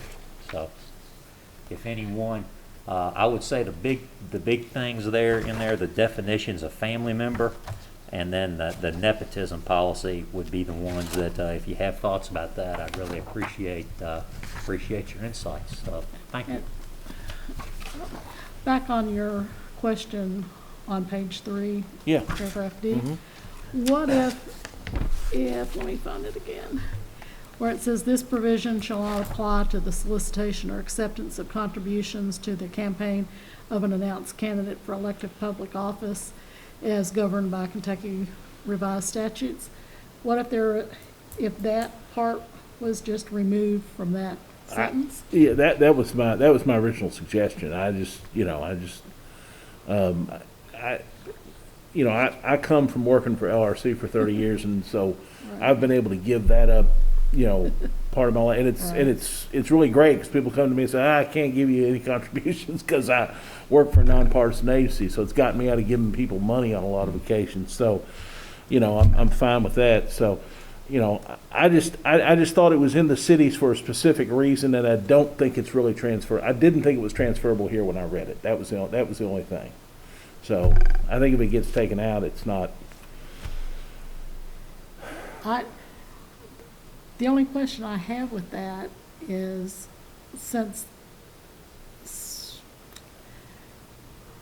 I'll pick on David. If David's wife wanted to contribute to a candidate, it wouldn't preclude her from contributing. It's just saying that David can't contribute. There's nothing in here about contributing at all. Well, It's soliciting or okay. accepting. Yeah. Okay. So I can, if David, Okay. If David wants to write us a check for, the maximum amount under law, that's fine.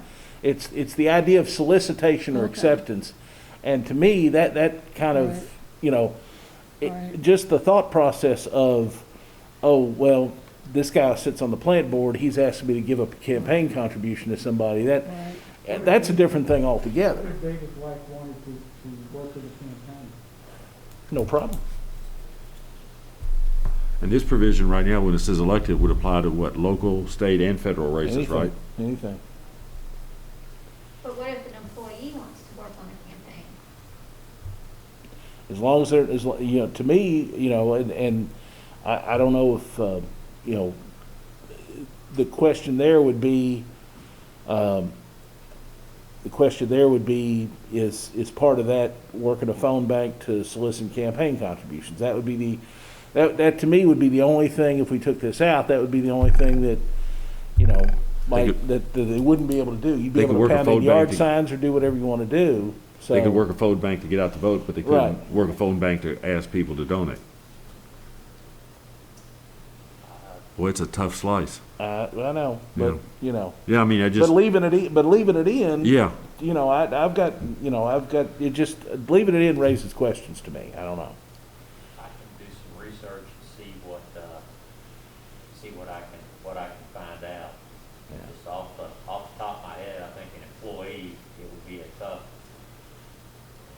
someone that wants to, has a cause or a candidate, and they want to get on work a phone bank and Right. and then try to differentiate between, well, Right. I can't I know. solicit, and I it know. makes it a tough call. research between now and next month to see what I can come up with.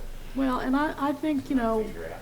so few people are involved in the political process as it is. I don't think we want to inhibit people's ability to participate in the political process. I mean, there has to be, you know, I understand where you're coming from, John, but at the same time, I think when we have, you know, a plant board employee that wants to participate in the political process, we should not be inhibiting their ability to do that. The biggest concern I'd have is an unknowing violation, where Yeah. somebody, like say any one of us, was working a phone bank and called, and not knowing who's bidding, we happen to call someone, like when David Billings was here a minute ago, we happen to call someone who's getting ready to bid on the tank painting. Yeah, right. And someone says, well, plant board member called me, want to know if I want to contribute, and I'm bidding on that contract, I better give. Yeah, Right. And you could walk into it and never never know it. know you hit it. I mean, Yeah. I don't have a problem with removing that sentence. If people are, you know, good with the rest of it. I mean, I think, you know, if you want to do a little research on it and, you know, come up with you know, whether that kind of maybe talk to Laura Ross and kind of see why that's in there for the city's sake and that kind of stuff, that might kind of give us some direction, Dawn. I think, you know, maybe than just taking it out right now. I don't want to upset the apple cart for not. Like I said, when I just read that, it just jumped off the page at me. and then take a look maybe if the state ethics code and the county ethic code has something similar too, or something that this is just in the city. I mean, that might, Yes, sir, that'd be good. you know. And I can see what KLC has. Yeah. As well, so Right. good place to start. Yeah. I've got a couple other things while we're kind of looking at this. There are sprinkled throughout this, there are like parenthetical references to, like, there's one where we talk about the size of the ethics commission, and in parentheses it says the cities is 5 for comparison. And, you know, there's another thing there where we talk about reimbursement of expenses, and it says no double dipping. Yeah. You know, we probably just need to find those where they're in there and kind of pull those out, because they really don't belong, in the final, they're good. And the second thing, there is a reference somewhere, and I cannot find it anymore, there's a reference in there to the board attorney, which staff attorney and board attorney both, so you may want to, you know, search find for that and see if that's in, that, I know it's in there somewhere, but I couldn't tell you where it is. Yes, sir. Yes, sir. Take a look, see what we can edit and have a correct and forward. And it's almost parenthetical for just, like I said, for comparison.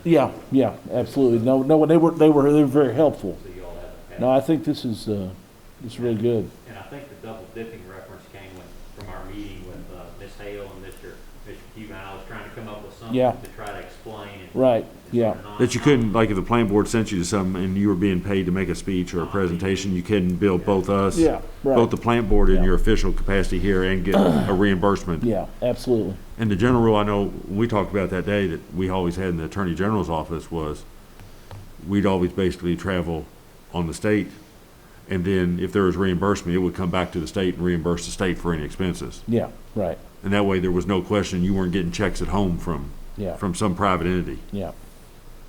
So I guess if we're not gonna act on it, then do we need a motion or just pass over it? What's the parliamentary, just take no act, do we need a motion to take no I action? would Just- probably just direct the staff attorney to do the research and make the appropriate changes, bring back another version for us next time, that, With the research? with the yeah. So basically, I would like a motion to pass I over don't think we- this it's agenda passed item. over, yeah. And bring it back to the next meeting, and for the staff attorney to do the requested research and report back to us at that meeting. All those in favor of that, do I need to have a motion? I'll make that motion. Second, Steve? All those in favor say aye. Aye. Aye. Opposed? We passed over it. Next one is item 6.7.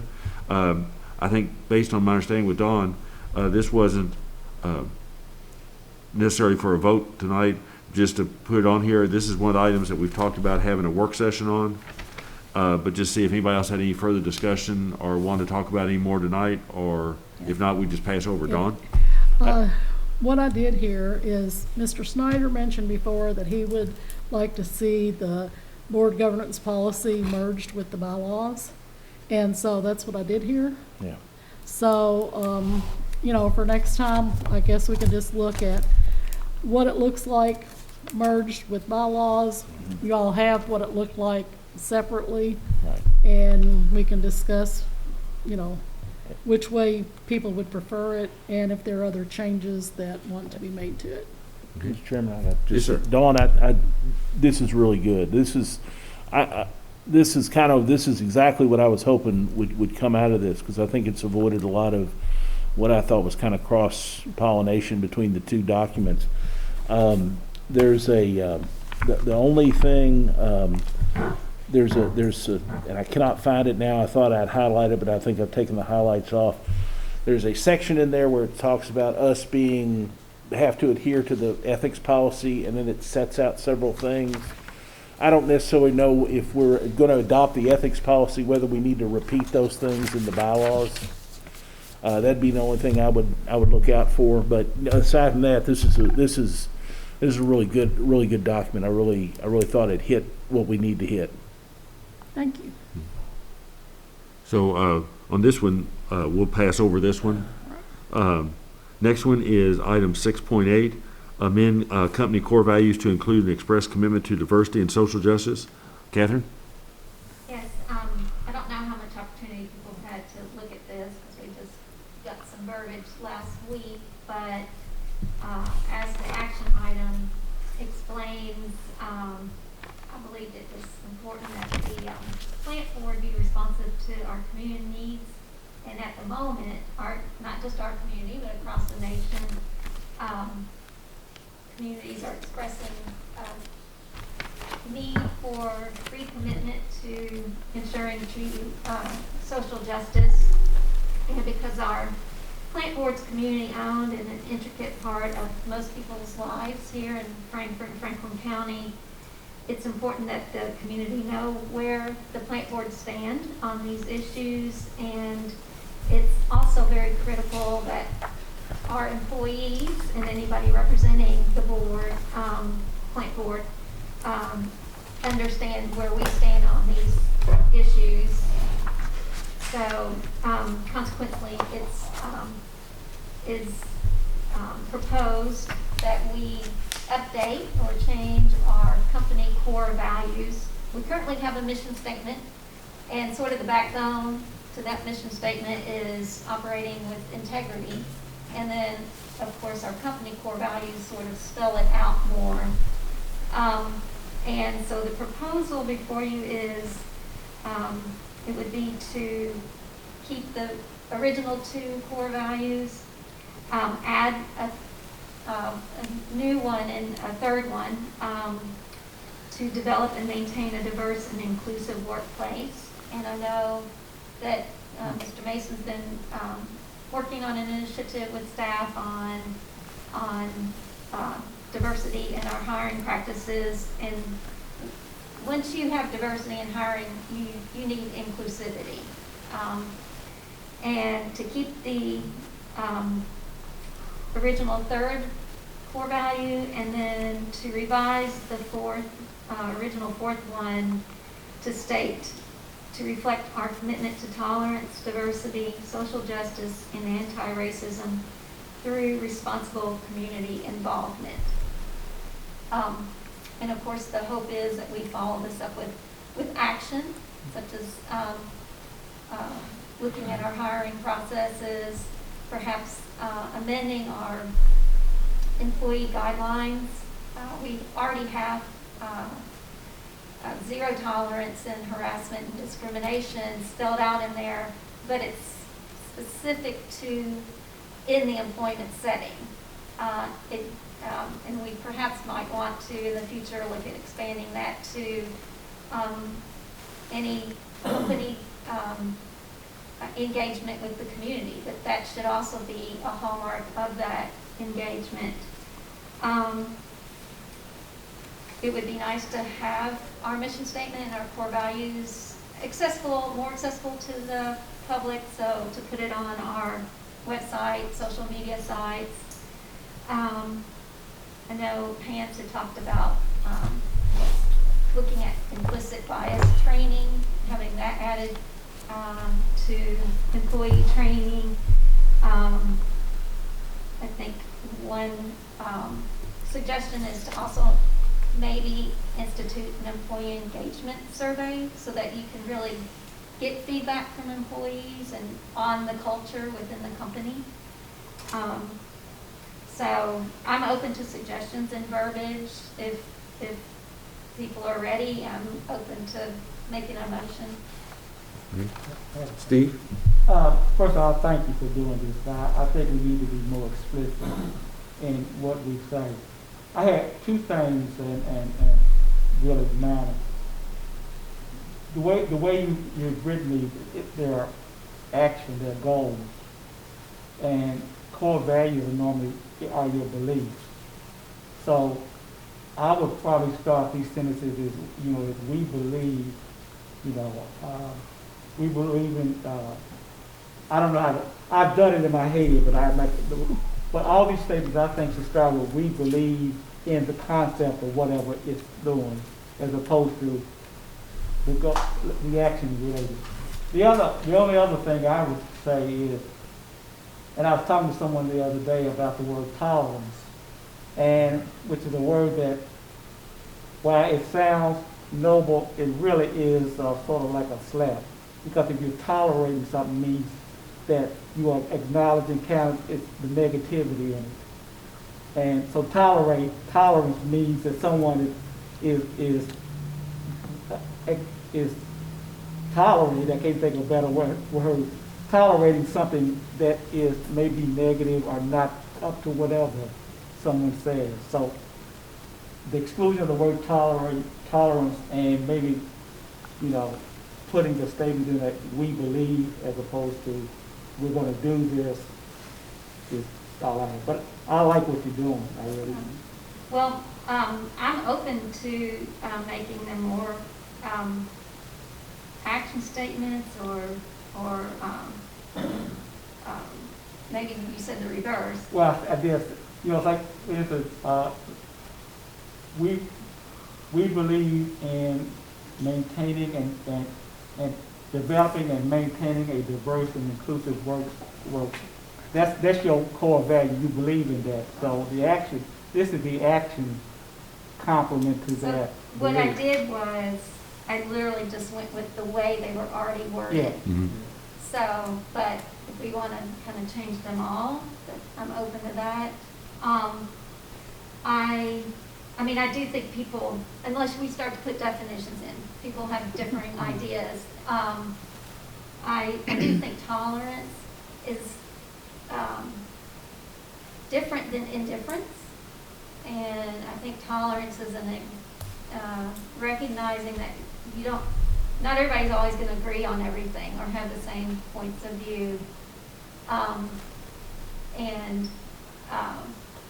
So I do think that word tolerance is often in statements like this. I'm open to another term instead. Well, that doesn't make or break me. So if that's fine with you, I'm not. I was just pointing out that's not it. Did you have another point, Steve? I wonder if we took it, I'm just throwing this out. This is going to be like LRC and writing stuff on napkins,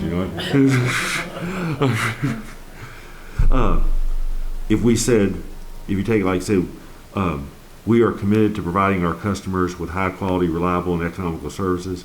We are committed to treat employees fairly and to provide a safe and united work environment. We are committed to develop and maintain a diverse and inclusive workforce. We are committed to promote continual improvement through employee involvement and innovative technology. And we are committed to tolerance, social justice, anti-racism through responsible community involvement.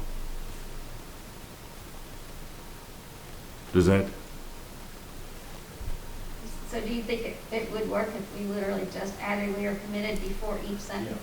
Yeah. Or just we are committed to, and then you tick off 5, we are committed to, and then you just tick off 5 bullet points. Yeah. Do we? That's what we're drafting. Yeah, that's right. See, the budget side, we didn't go into all that. We just not withstood and just. Steve and I did that bill drafting on the fly, you know. Does that, do we need to actually have a draft like that, or can we adopt the wording, the changes, and adopt it, or how do we need to act on that? Hans?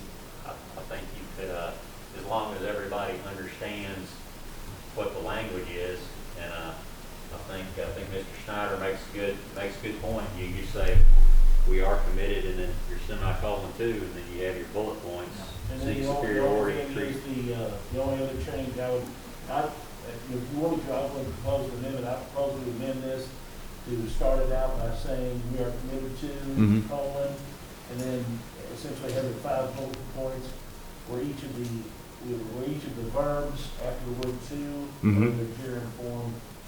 We are committed to seeking, we are committed to treating, we're committed to developing and maintaining, we're committed to promoting, and we're committed to reflecting. And that would essentially make it, I think, grammatically correct. I haven't had a revisor look at it yet, but they'll tell me. And then do we want to strike the word tolerance? Now, I mean, if Catherine likes that, I was just pointing it out as, it's not a make or break thing for me, so. Kevin? What do you want to do with the word tolerance? Just, I mean, your point was, I'm good, because I have seen it in a lot of things. I mean, again, I'm just pointing out one, you know. I prefer it stay, but Okay. I'm open to.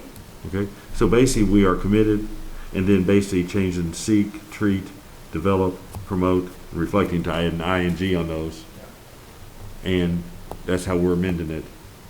That's not proposed amendment to this. Okay? If you feel comfortable, Catherine, you want to make a motion? Sure. I make a motion to amend the company core values as amended by Mr. Snyder. Got a second? Any discussion? Okay, all in favor say aye. Aye. Opposed? It's adopted. Thanks, Catherine. All right, thank you. Let's see, next item is the review of the FPB scholarship program. Mr. Snyder. Mr. Chairman, hours running a little bit late. I just want to run over a few things. I think this came up when we were doing the budget negotiations. I think some of us didn't even realize we had a scholarship program. And, you know, Kathy Lindsay gave us some of the information from that. You asked me to delve into it a little bit more, ask a few more questions. I want to start out by thanking Kathy. She was tremendously helpful walking me through, you know, how the program was set up. We've given this out since 2017. We started out in 2017, so in 18, 19, and 20, we've given out $6,000 each year, essentially $2,000 scholarship to each a student from County, Western Hills, and Frankfort High. The application award process, we decided when we originally started, we decided not to reinvent the wheel. We work with the Frankfort Rotary Club. They have a well-established Rotary Youth Fund that has a selection process for scholarships they give out as a club. Right now, the FPB scholarships, as well as several other scholarships that are sponsored by various individuals and businesses. The only real finding I have from that or anything, it's got some advantages. It associates us with an established scholarship program. It garners more applicants for us, and as someone who's run scholarship programs for civic organizations before, that's one of the tough things. You always try to get that out. There's the potential for confusion in promotional materials that maybe kind of blur the line between, is this a Rotary scholarship or is it an FPB scholarship? Primary focus of the FPB scholarships is on students studying fields of career and technical education, especially students at the Franklin County Career and Technical Center. They've done a good job of promoting that and talking to those teachers and administrators there. And although it's primarily focused on that, it's not necessarily limited to those folks. We've given out 9 scholarships, 6 of which have been awarded to students in fields of study which kind of correspond to FPB employment. We've given out 2 apiece for welding and computer science, 1 for graphic design and 1 for engineering. We've also given a couple of pre-med scholarships out and a radiological science degree out. Essentially, I've got three points that I want to. I think the few issues we need to address are just kind of make sure we have clear in our minds. First thing we want to do is we need to affirm the appropriateness of the expenditure. Of course, we did put it in the budget this year. As a public utility, we are tasked with being the steward of ratepayer money, but this is part of our community outreach program, which is what we have a line item in the budget for. There are other utilities that do similar kinds of things, and I kind of think it's an appropriate expenditure in that role. As I said previously, I think the Rotary Club has been a good partner to us. I just think we need to make sure that the scholarship doesn't lose its FPB identity. I think we're okay there. And the last one's maybe a little more dicey. It's the qualifying fields of study. We haven't always given it out to scholarship recipients in the fields of study that correlate to FPB employment. But working with the Rotary, we're able to rank all the applicants for the scholarships, and we're able to pick those folks right now that are in those proper fields.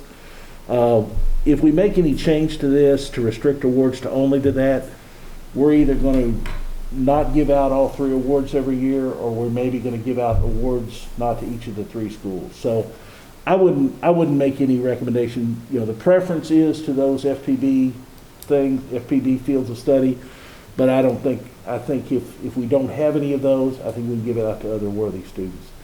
There's not really any recommendations to be made, any changes to be made, just to emphasize that we need to keep the identity of the FPB scholarship. I think is the most crucial thing. And Gary, you shared with me, I think I left my phone in the office, but you shared with me a Facebook post that we put on our FPB site congratulating one of our winners, and I thought that was very well done, and I think that's the kind of thing we need to do more of in the future. I'll take any questions if anybody's got Any them. questions of John? Yeah, I have a couple. One on the release, and maybe this is the captain, you probably answer this better. On their release, it gives them permission to check the background. Should we be on that since we're supplying the money? Come on in, Miss Lindsay. I mean, since the scholarship has our name on it.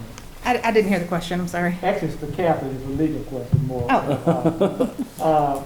On the form, where they are releasing for student information, it says the Rotary Club. And since the scholarship is out, should our name also be in there? We are, the reason it's the Rotary Club is essentially they are the entity that takes the scholarship. They take the application, they judge the application. Now, Kathy, are you the FPB staff person that sits on that? Yes. So she is one of the representatives on there, but it's not, we don't have any, as plan board, we don't have any say in giving this out. That's why we've turned that over to the Rotary Club, and they have the established policies to do it that way. I guess then I go back to your prior comment that we need to maintain the FPC identity on the scholarship. Yeah. And to do that, to have that, and it to be theirs, you can't have them both like that. But the more it's promoted it out, whether it is promotional, if it's promotional and said, then Right. we're on the hook with the potential liability if there is a problem with the consent. Because we're promoting it as our scholarship. So I'm just asking, the question is, should our name be in that form? Is there any other money? There's our money, there's the money, I know Rotary has fundraisers and raises money. Is there any other source of funds? Yeah. Stuart Birch, I think, dental. Birch Court Dental, that they have a scholarship that they provide that's on there as well. I can't remember the other businesses, but then there's also individuals who are, like this year, one was set up in someone's name as a memorial, and so they got the credit for that, and the scholarship was a memorial to the person who had passed away. So it had that name. And So that's Rotary kind of is the umbrella, administers it, but there's multiple. And that's the reason. I mean, Rotary has been doing it a long time. It's a process. It's a scholarship process that's set up. It would take a lot of manpower for us to field applications and determine winners, and then, writing checks to each university this way. We do one check to the Rotary, and then they take care of making sure that that money goes directly to the schools that, of the recipients. I'm not So- speaking to that. Yeah. I'm speaking to if we want to promote this as our scholarship, Uh-huh. and to the public, we're representing it as our scholarship. Yeah. Should we be protected in this consent land down here in case somebody, let's say somebody who didn't get the scholarship, cries foul about some information that was wrong, or they looked at wrong, or they shouldn't have had? Should we be covered in this consent line, because we're going to promote this scholarship as ours? Okay, well, I don't know that that's a That's why I question know that I can that's- answer. that's- I know that when the students, obviously the students and their parents are the only ones who are filling out the application. And then when it comes to actually presenting the awards, we present them.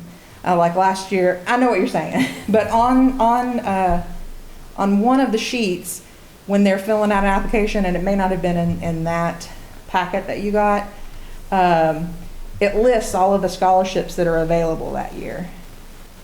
Like Birchcourt Dental Scholarship, Frankfurt Plant Board Scholarship. It lists all of the ones on it, like a cover sheet, because it'll vary from year to year. But they're gonna go after the deeper pocket. If somebody is aggrieved, some parents or student is aggrieved by not getting the scholarship, and they think they want to bring up something's wrong with the information, too much information was given. Yeah. How did they get that? Yeah. And somebody wants to sue. They're gonna go to the deep pocket, and that will be us. And Yeah. we are out promoting it at our own scholarship. Well, Again, it's not.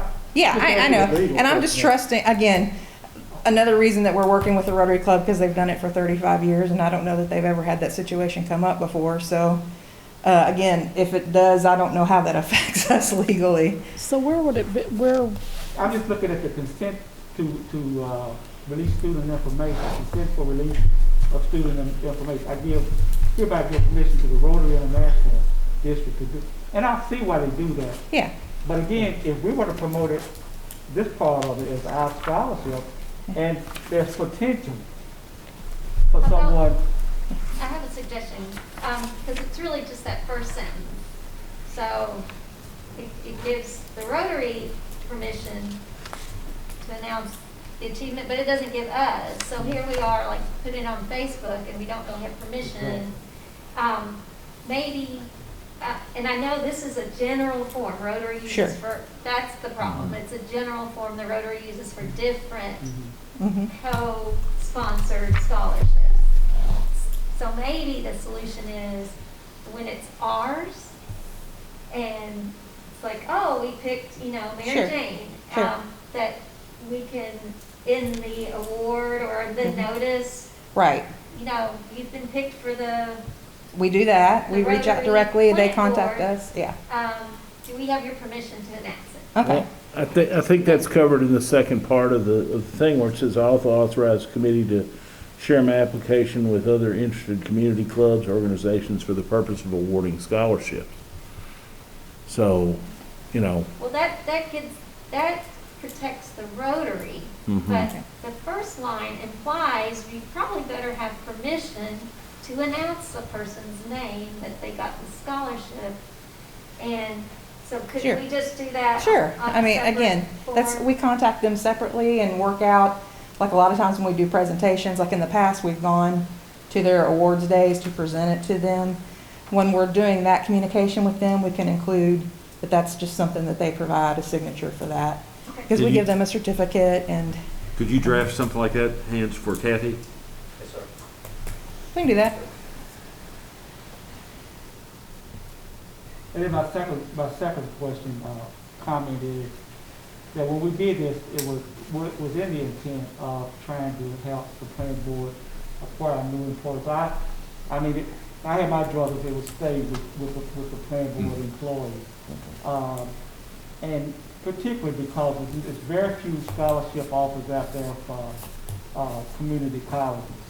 So it just seems to me, we're looking for potential employees that could fulfill their experience and education requirements through community college, and that's where they will probably be There's Well- very few scholarships out there for community college students. I agree with you 100%, Steve, but if we don't have those kids, those kids don't apply. There were some that were awarded this year Right. that going to BCTC. Right. Then I think we need to work harder to get. I mean, it's kind of the point I've made a couple of times. Because it says we can't find, we just need to find. That goes through a lot of things. We can't find people. We just need to try harder. And I'm not pointing. Hey. I take anything. And I'll speak like for Max and Kathy and I talked about We did this at talk great about length. this, yeah. I mean, I've run the scholarships for the local Elks Lodge for the last dozen years. I've done it for the state for the last 10 years or so. I'm shocked at the amount, we give away, Elks gives away millions of dollars every year, and you just have, we'll have 10 people from the local sign up for it. Well, It's just, No, I get that, but I guess my other point then would be that if we can't give it to someone that's going to work for the particular worker, give it to a community college student, because more students are starting their college career in community colleges than ever before. Sure. And there's very few scholarships out there that will are offered to community college. And there's a lot of kids around Frankfurt that aren't going to a four-year college. So are you talking about students who are already in community college? No, I'm talking about high school seniors who Okay. are not Yeah, going. we've awarded it to some who've gone to BCTC before. Well, I mean, I think that's where it should be in a It's community only college, that. in a community college, or It's limiting. on a position, on a curriculum that puts them on track to work for the plant board. Yeah. Because that was the goal of it, to get two things out of it. But if you can't get two of them out of it, provide the money to someone going to community college. 2 out of the 9 we've given away so far have been to welding school. Right. So, Well, yeah, and that's what, I mean, So- but that's where it should be. I'm just Yeah. saying it all should be going to either that or community college. It's my opinion. So we've got two things here. We've got to accept John's report, is accepted. Two, which would all, part of that motion would also be to ask Hans to work with Kathy to draft that waiver. And the last is, do you want to make a motion on what you're talking about, Steve? No, I'll let people, I'll think, let's think about it, we can do it. I mean, we've already awarded the thing this year, haven't we? For 2020, yeah. Yeah, so Right. I mean, we've got time to think Yeah. about it. Yeah, there's Okay. time. I mean, if we were going to go more the community college route, the place probably to start would be at Franklin County Vocational School. Which we already do. Right, Yeah. which are the kids Right. that are there, and a Yeah. lot of them are either going, some are going like UK, U of L for Yeah. engineering, some are going Yeah. on to technical school. I mean, Yeah, absolutely. One of our recipients this year took classes at the Career and Tech Center here in Franklin County, and she will be going to Morehead State University. So, Yeah. we took several years ago when we first started this. We took a group of us took a trip out to the Franklin County Career and Tech Center and got a tour, talked to some students. And it was a really good experience to see the kind of education that they get there, a lot of hands-on learning, and that's the kind of stuff that comes in handy here at the plant board as well. So, I and think this- we've been excited to offer this scholarship program to our community. I think this board several years ago actually had a board meeting at the vocational school, and Yeah. it's a state-of-the-art facility. It really it's is, impressive. yeah. So I guess you don't necessarily want to make a motion on that last thing, Steve, then? No, I mean, we can think about it. Okay, so I guess, do we have a motion to accept the report John did and to ask Hans to work with Kathy on preparing the waiver? I'll make a motion to accept John's report and to ask staff attorney to work on the waiver for the recipients. Okay, do I have a second? Got a second? Any discussion? All those in favor say aye. Aye. Opposed? Motion's adopted. Thank you, Ms. Lindsay. Sure. Thanks, John. The next one is general manager comments. I will really make it short. Recently, last week, I sent you an email about branding and marketing proposal. This is over the next 5 years. FPB has proposed spend more than $11 million for the new network, so it is really significant for us, particularly for the city and our county. Our city will use that for the next 35 years. So we really, staff really believe that branding and marketing is very important part of the new product. So the seminar is a proposal. We have three companies give us proposal, and one company, which is the lowest cost, called KSD, they had one very outstanding proposal compared to other two. We did study all of those too. So staff really, it's critical important. We like to go out quicker we can, speed up the whole process. So I just want to report to you, we word a contract, but I want you to know what happened. And it was for what, 12,000?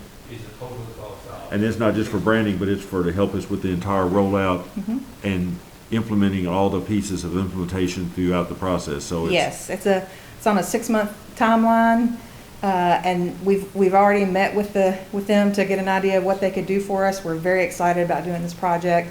Again, we're working on a next level service for our community, and that really deserves kind of a next level branding that kind of sets this service apart from other things that we have here at the plant board. and I know you all did the, several years ago, you did the Frankfurt on Tap. We did the Frankfurt on Yes. Tap, and it was very awesome. Yeah, and on this Something one, of this magnitude, we think more minds are going to help us bring it in a fresh perspective. Obviously, it's going to help us really, again, put this product, set it apart from other things that we're doing right now. and one thing I know that came up, and actually under Governor Fletcher, they did the unbridled spirit, let Yes. people suggest. And I think there was one suggestion maybe of even contacting like some of the high schools or whatever to see if they had ideas on naming and Yeah, make sure. some type of contest, see if they had ideas for, Yeah, and the firm that we're working with right now, they did Kentucky Proud. oh, is that right? Yeah, so we're very excited about that, and again, really happy to be working with them. It looks like probably at, what is this? Come here. Come over. Did we say at our October meeting, we'll have something to show you, to give you an idea of what we're looking at for. Could you go over real quickly what the tasks are that this firm would do? There's like 4 or 5 things they're gonna help with. Yeah, help me out here. Or do you have the RFP there, or the proposal in front of you there? I do not. Okay. Okay.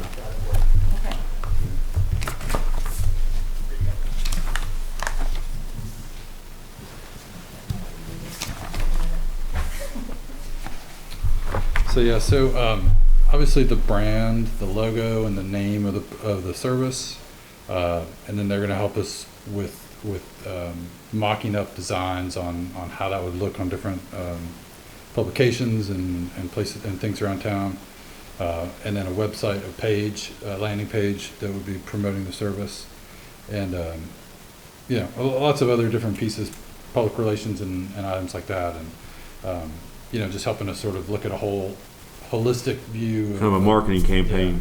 And how it fits in with what our brand already is as the Frankfurt Plant Board. That's the big thing, is working it into, what we are now already in our community. They've asked good questions about our community, about our services, about how we do things, because they want to do a brand that's, set apart from what we do, but also makes sense with what we already are. So. They have a very detailed, like you suggest, not only branding, graphic identity, billboard, tracking graphic, publication, and mail in the detail. I'm just reading their proposal website, the presentation, marketing campaign detail, and the email marketing, public relation, and information on the sign-up event, portable booths, social media communication, other marketing materials. So Where are it's they very located at? detailed. They're out of Somerset, Okay. and they've done something similar for Barberville Utilities. They've worked with other nonprofits and municipal utilities, so they have experience in this. Again, we're very excited to be working with them. It's full service. It's not just one thing that they do, and they really want to. It's not just them doing it; it's them working with us, so that kind of once the brand is done, we can follow up, with the marketing campaign, with the plan that we've worked together to put in place. Anybody have any questions of Kathy or Gary? Okay, well, we're excited about that. I've got a couple other things if you want, or if not. I'm not sure you have time. Sure, what? Okay. Yeah, what? Well, this month we started working with customer service reps to start a campaign to reach out to our customers to let them know that we are here to help. We know that COVID-19 has really put a lot of people in some dire straits, and they're not able to pay their bill as they normally would. And so we've started reaching out to folks just to let them know, you know, we're here to work with you to put together, tailor really some payment options that will fit your budget, so that when everything does go back to normal, that they're not so much in the hole. So again, we've got customer service reps calling our customers, and it's not really a call for payment, it's a call to offer help, because that's what we want people to know, that we're here to help them set this up. So this is an ad that we have out right now. Start it. There's no sound. Hang on.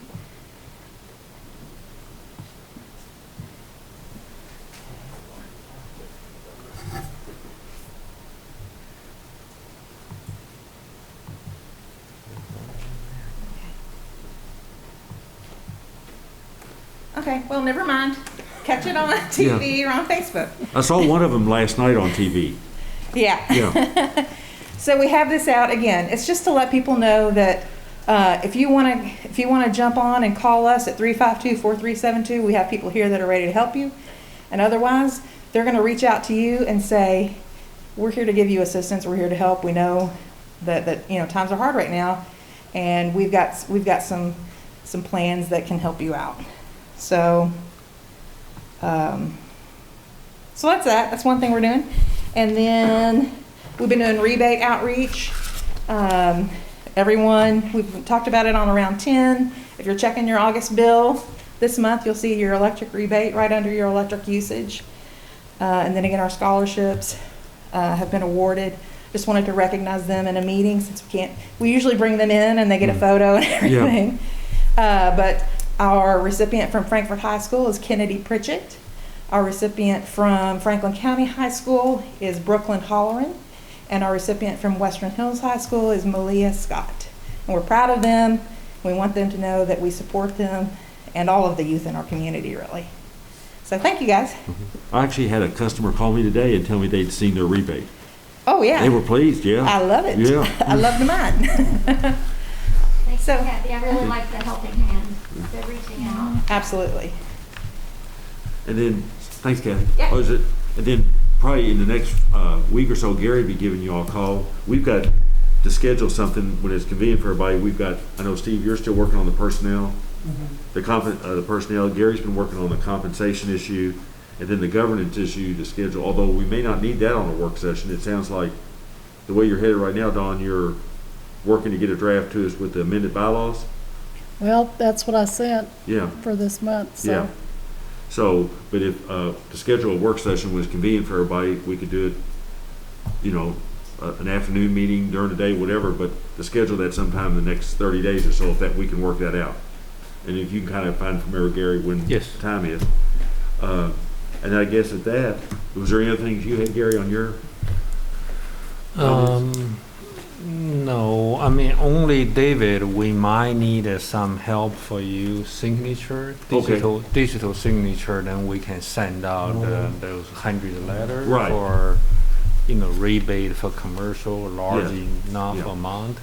So David probably, I don't know who. Kathy's going to help me out with that. We'll get everyone's signature so we can put that on the letters out. Okay.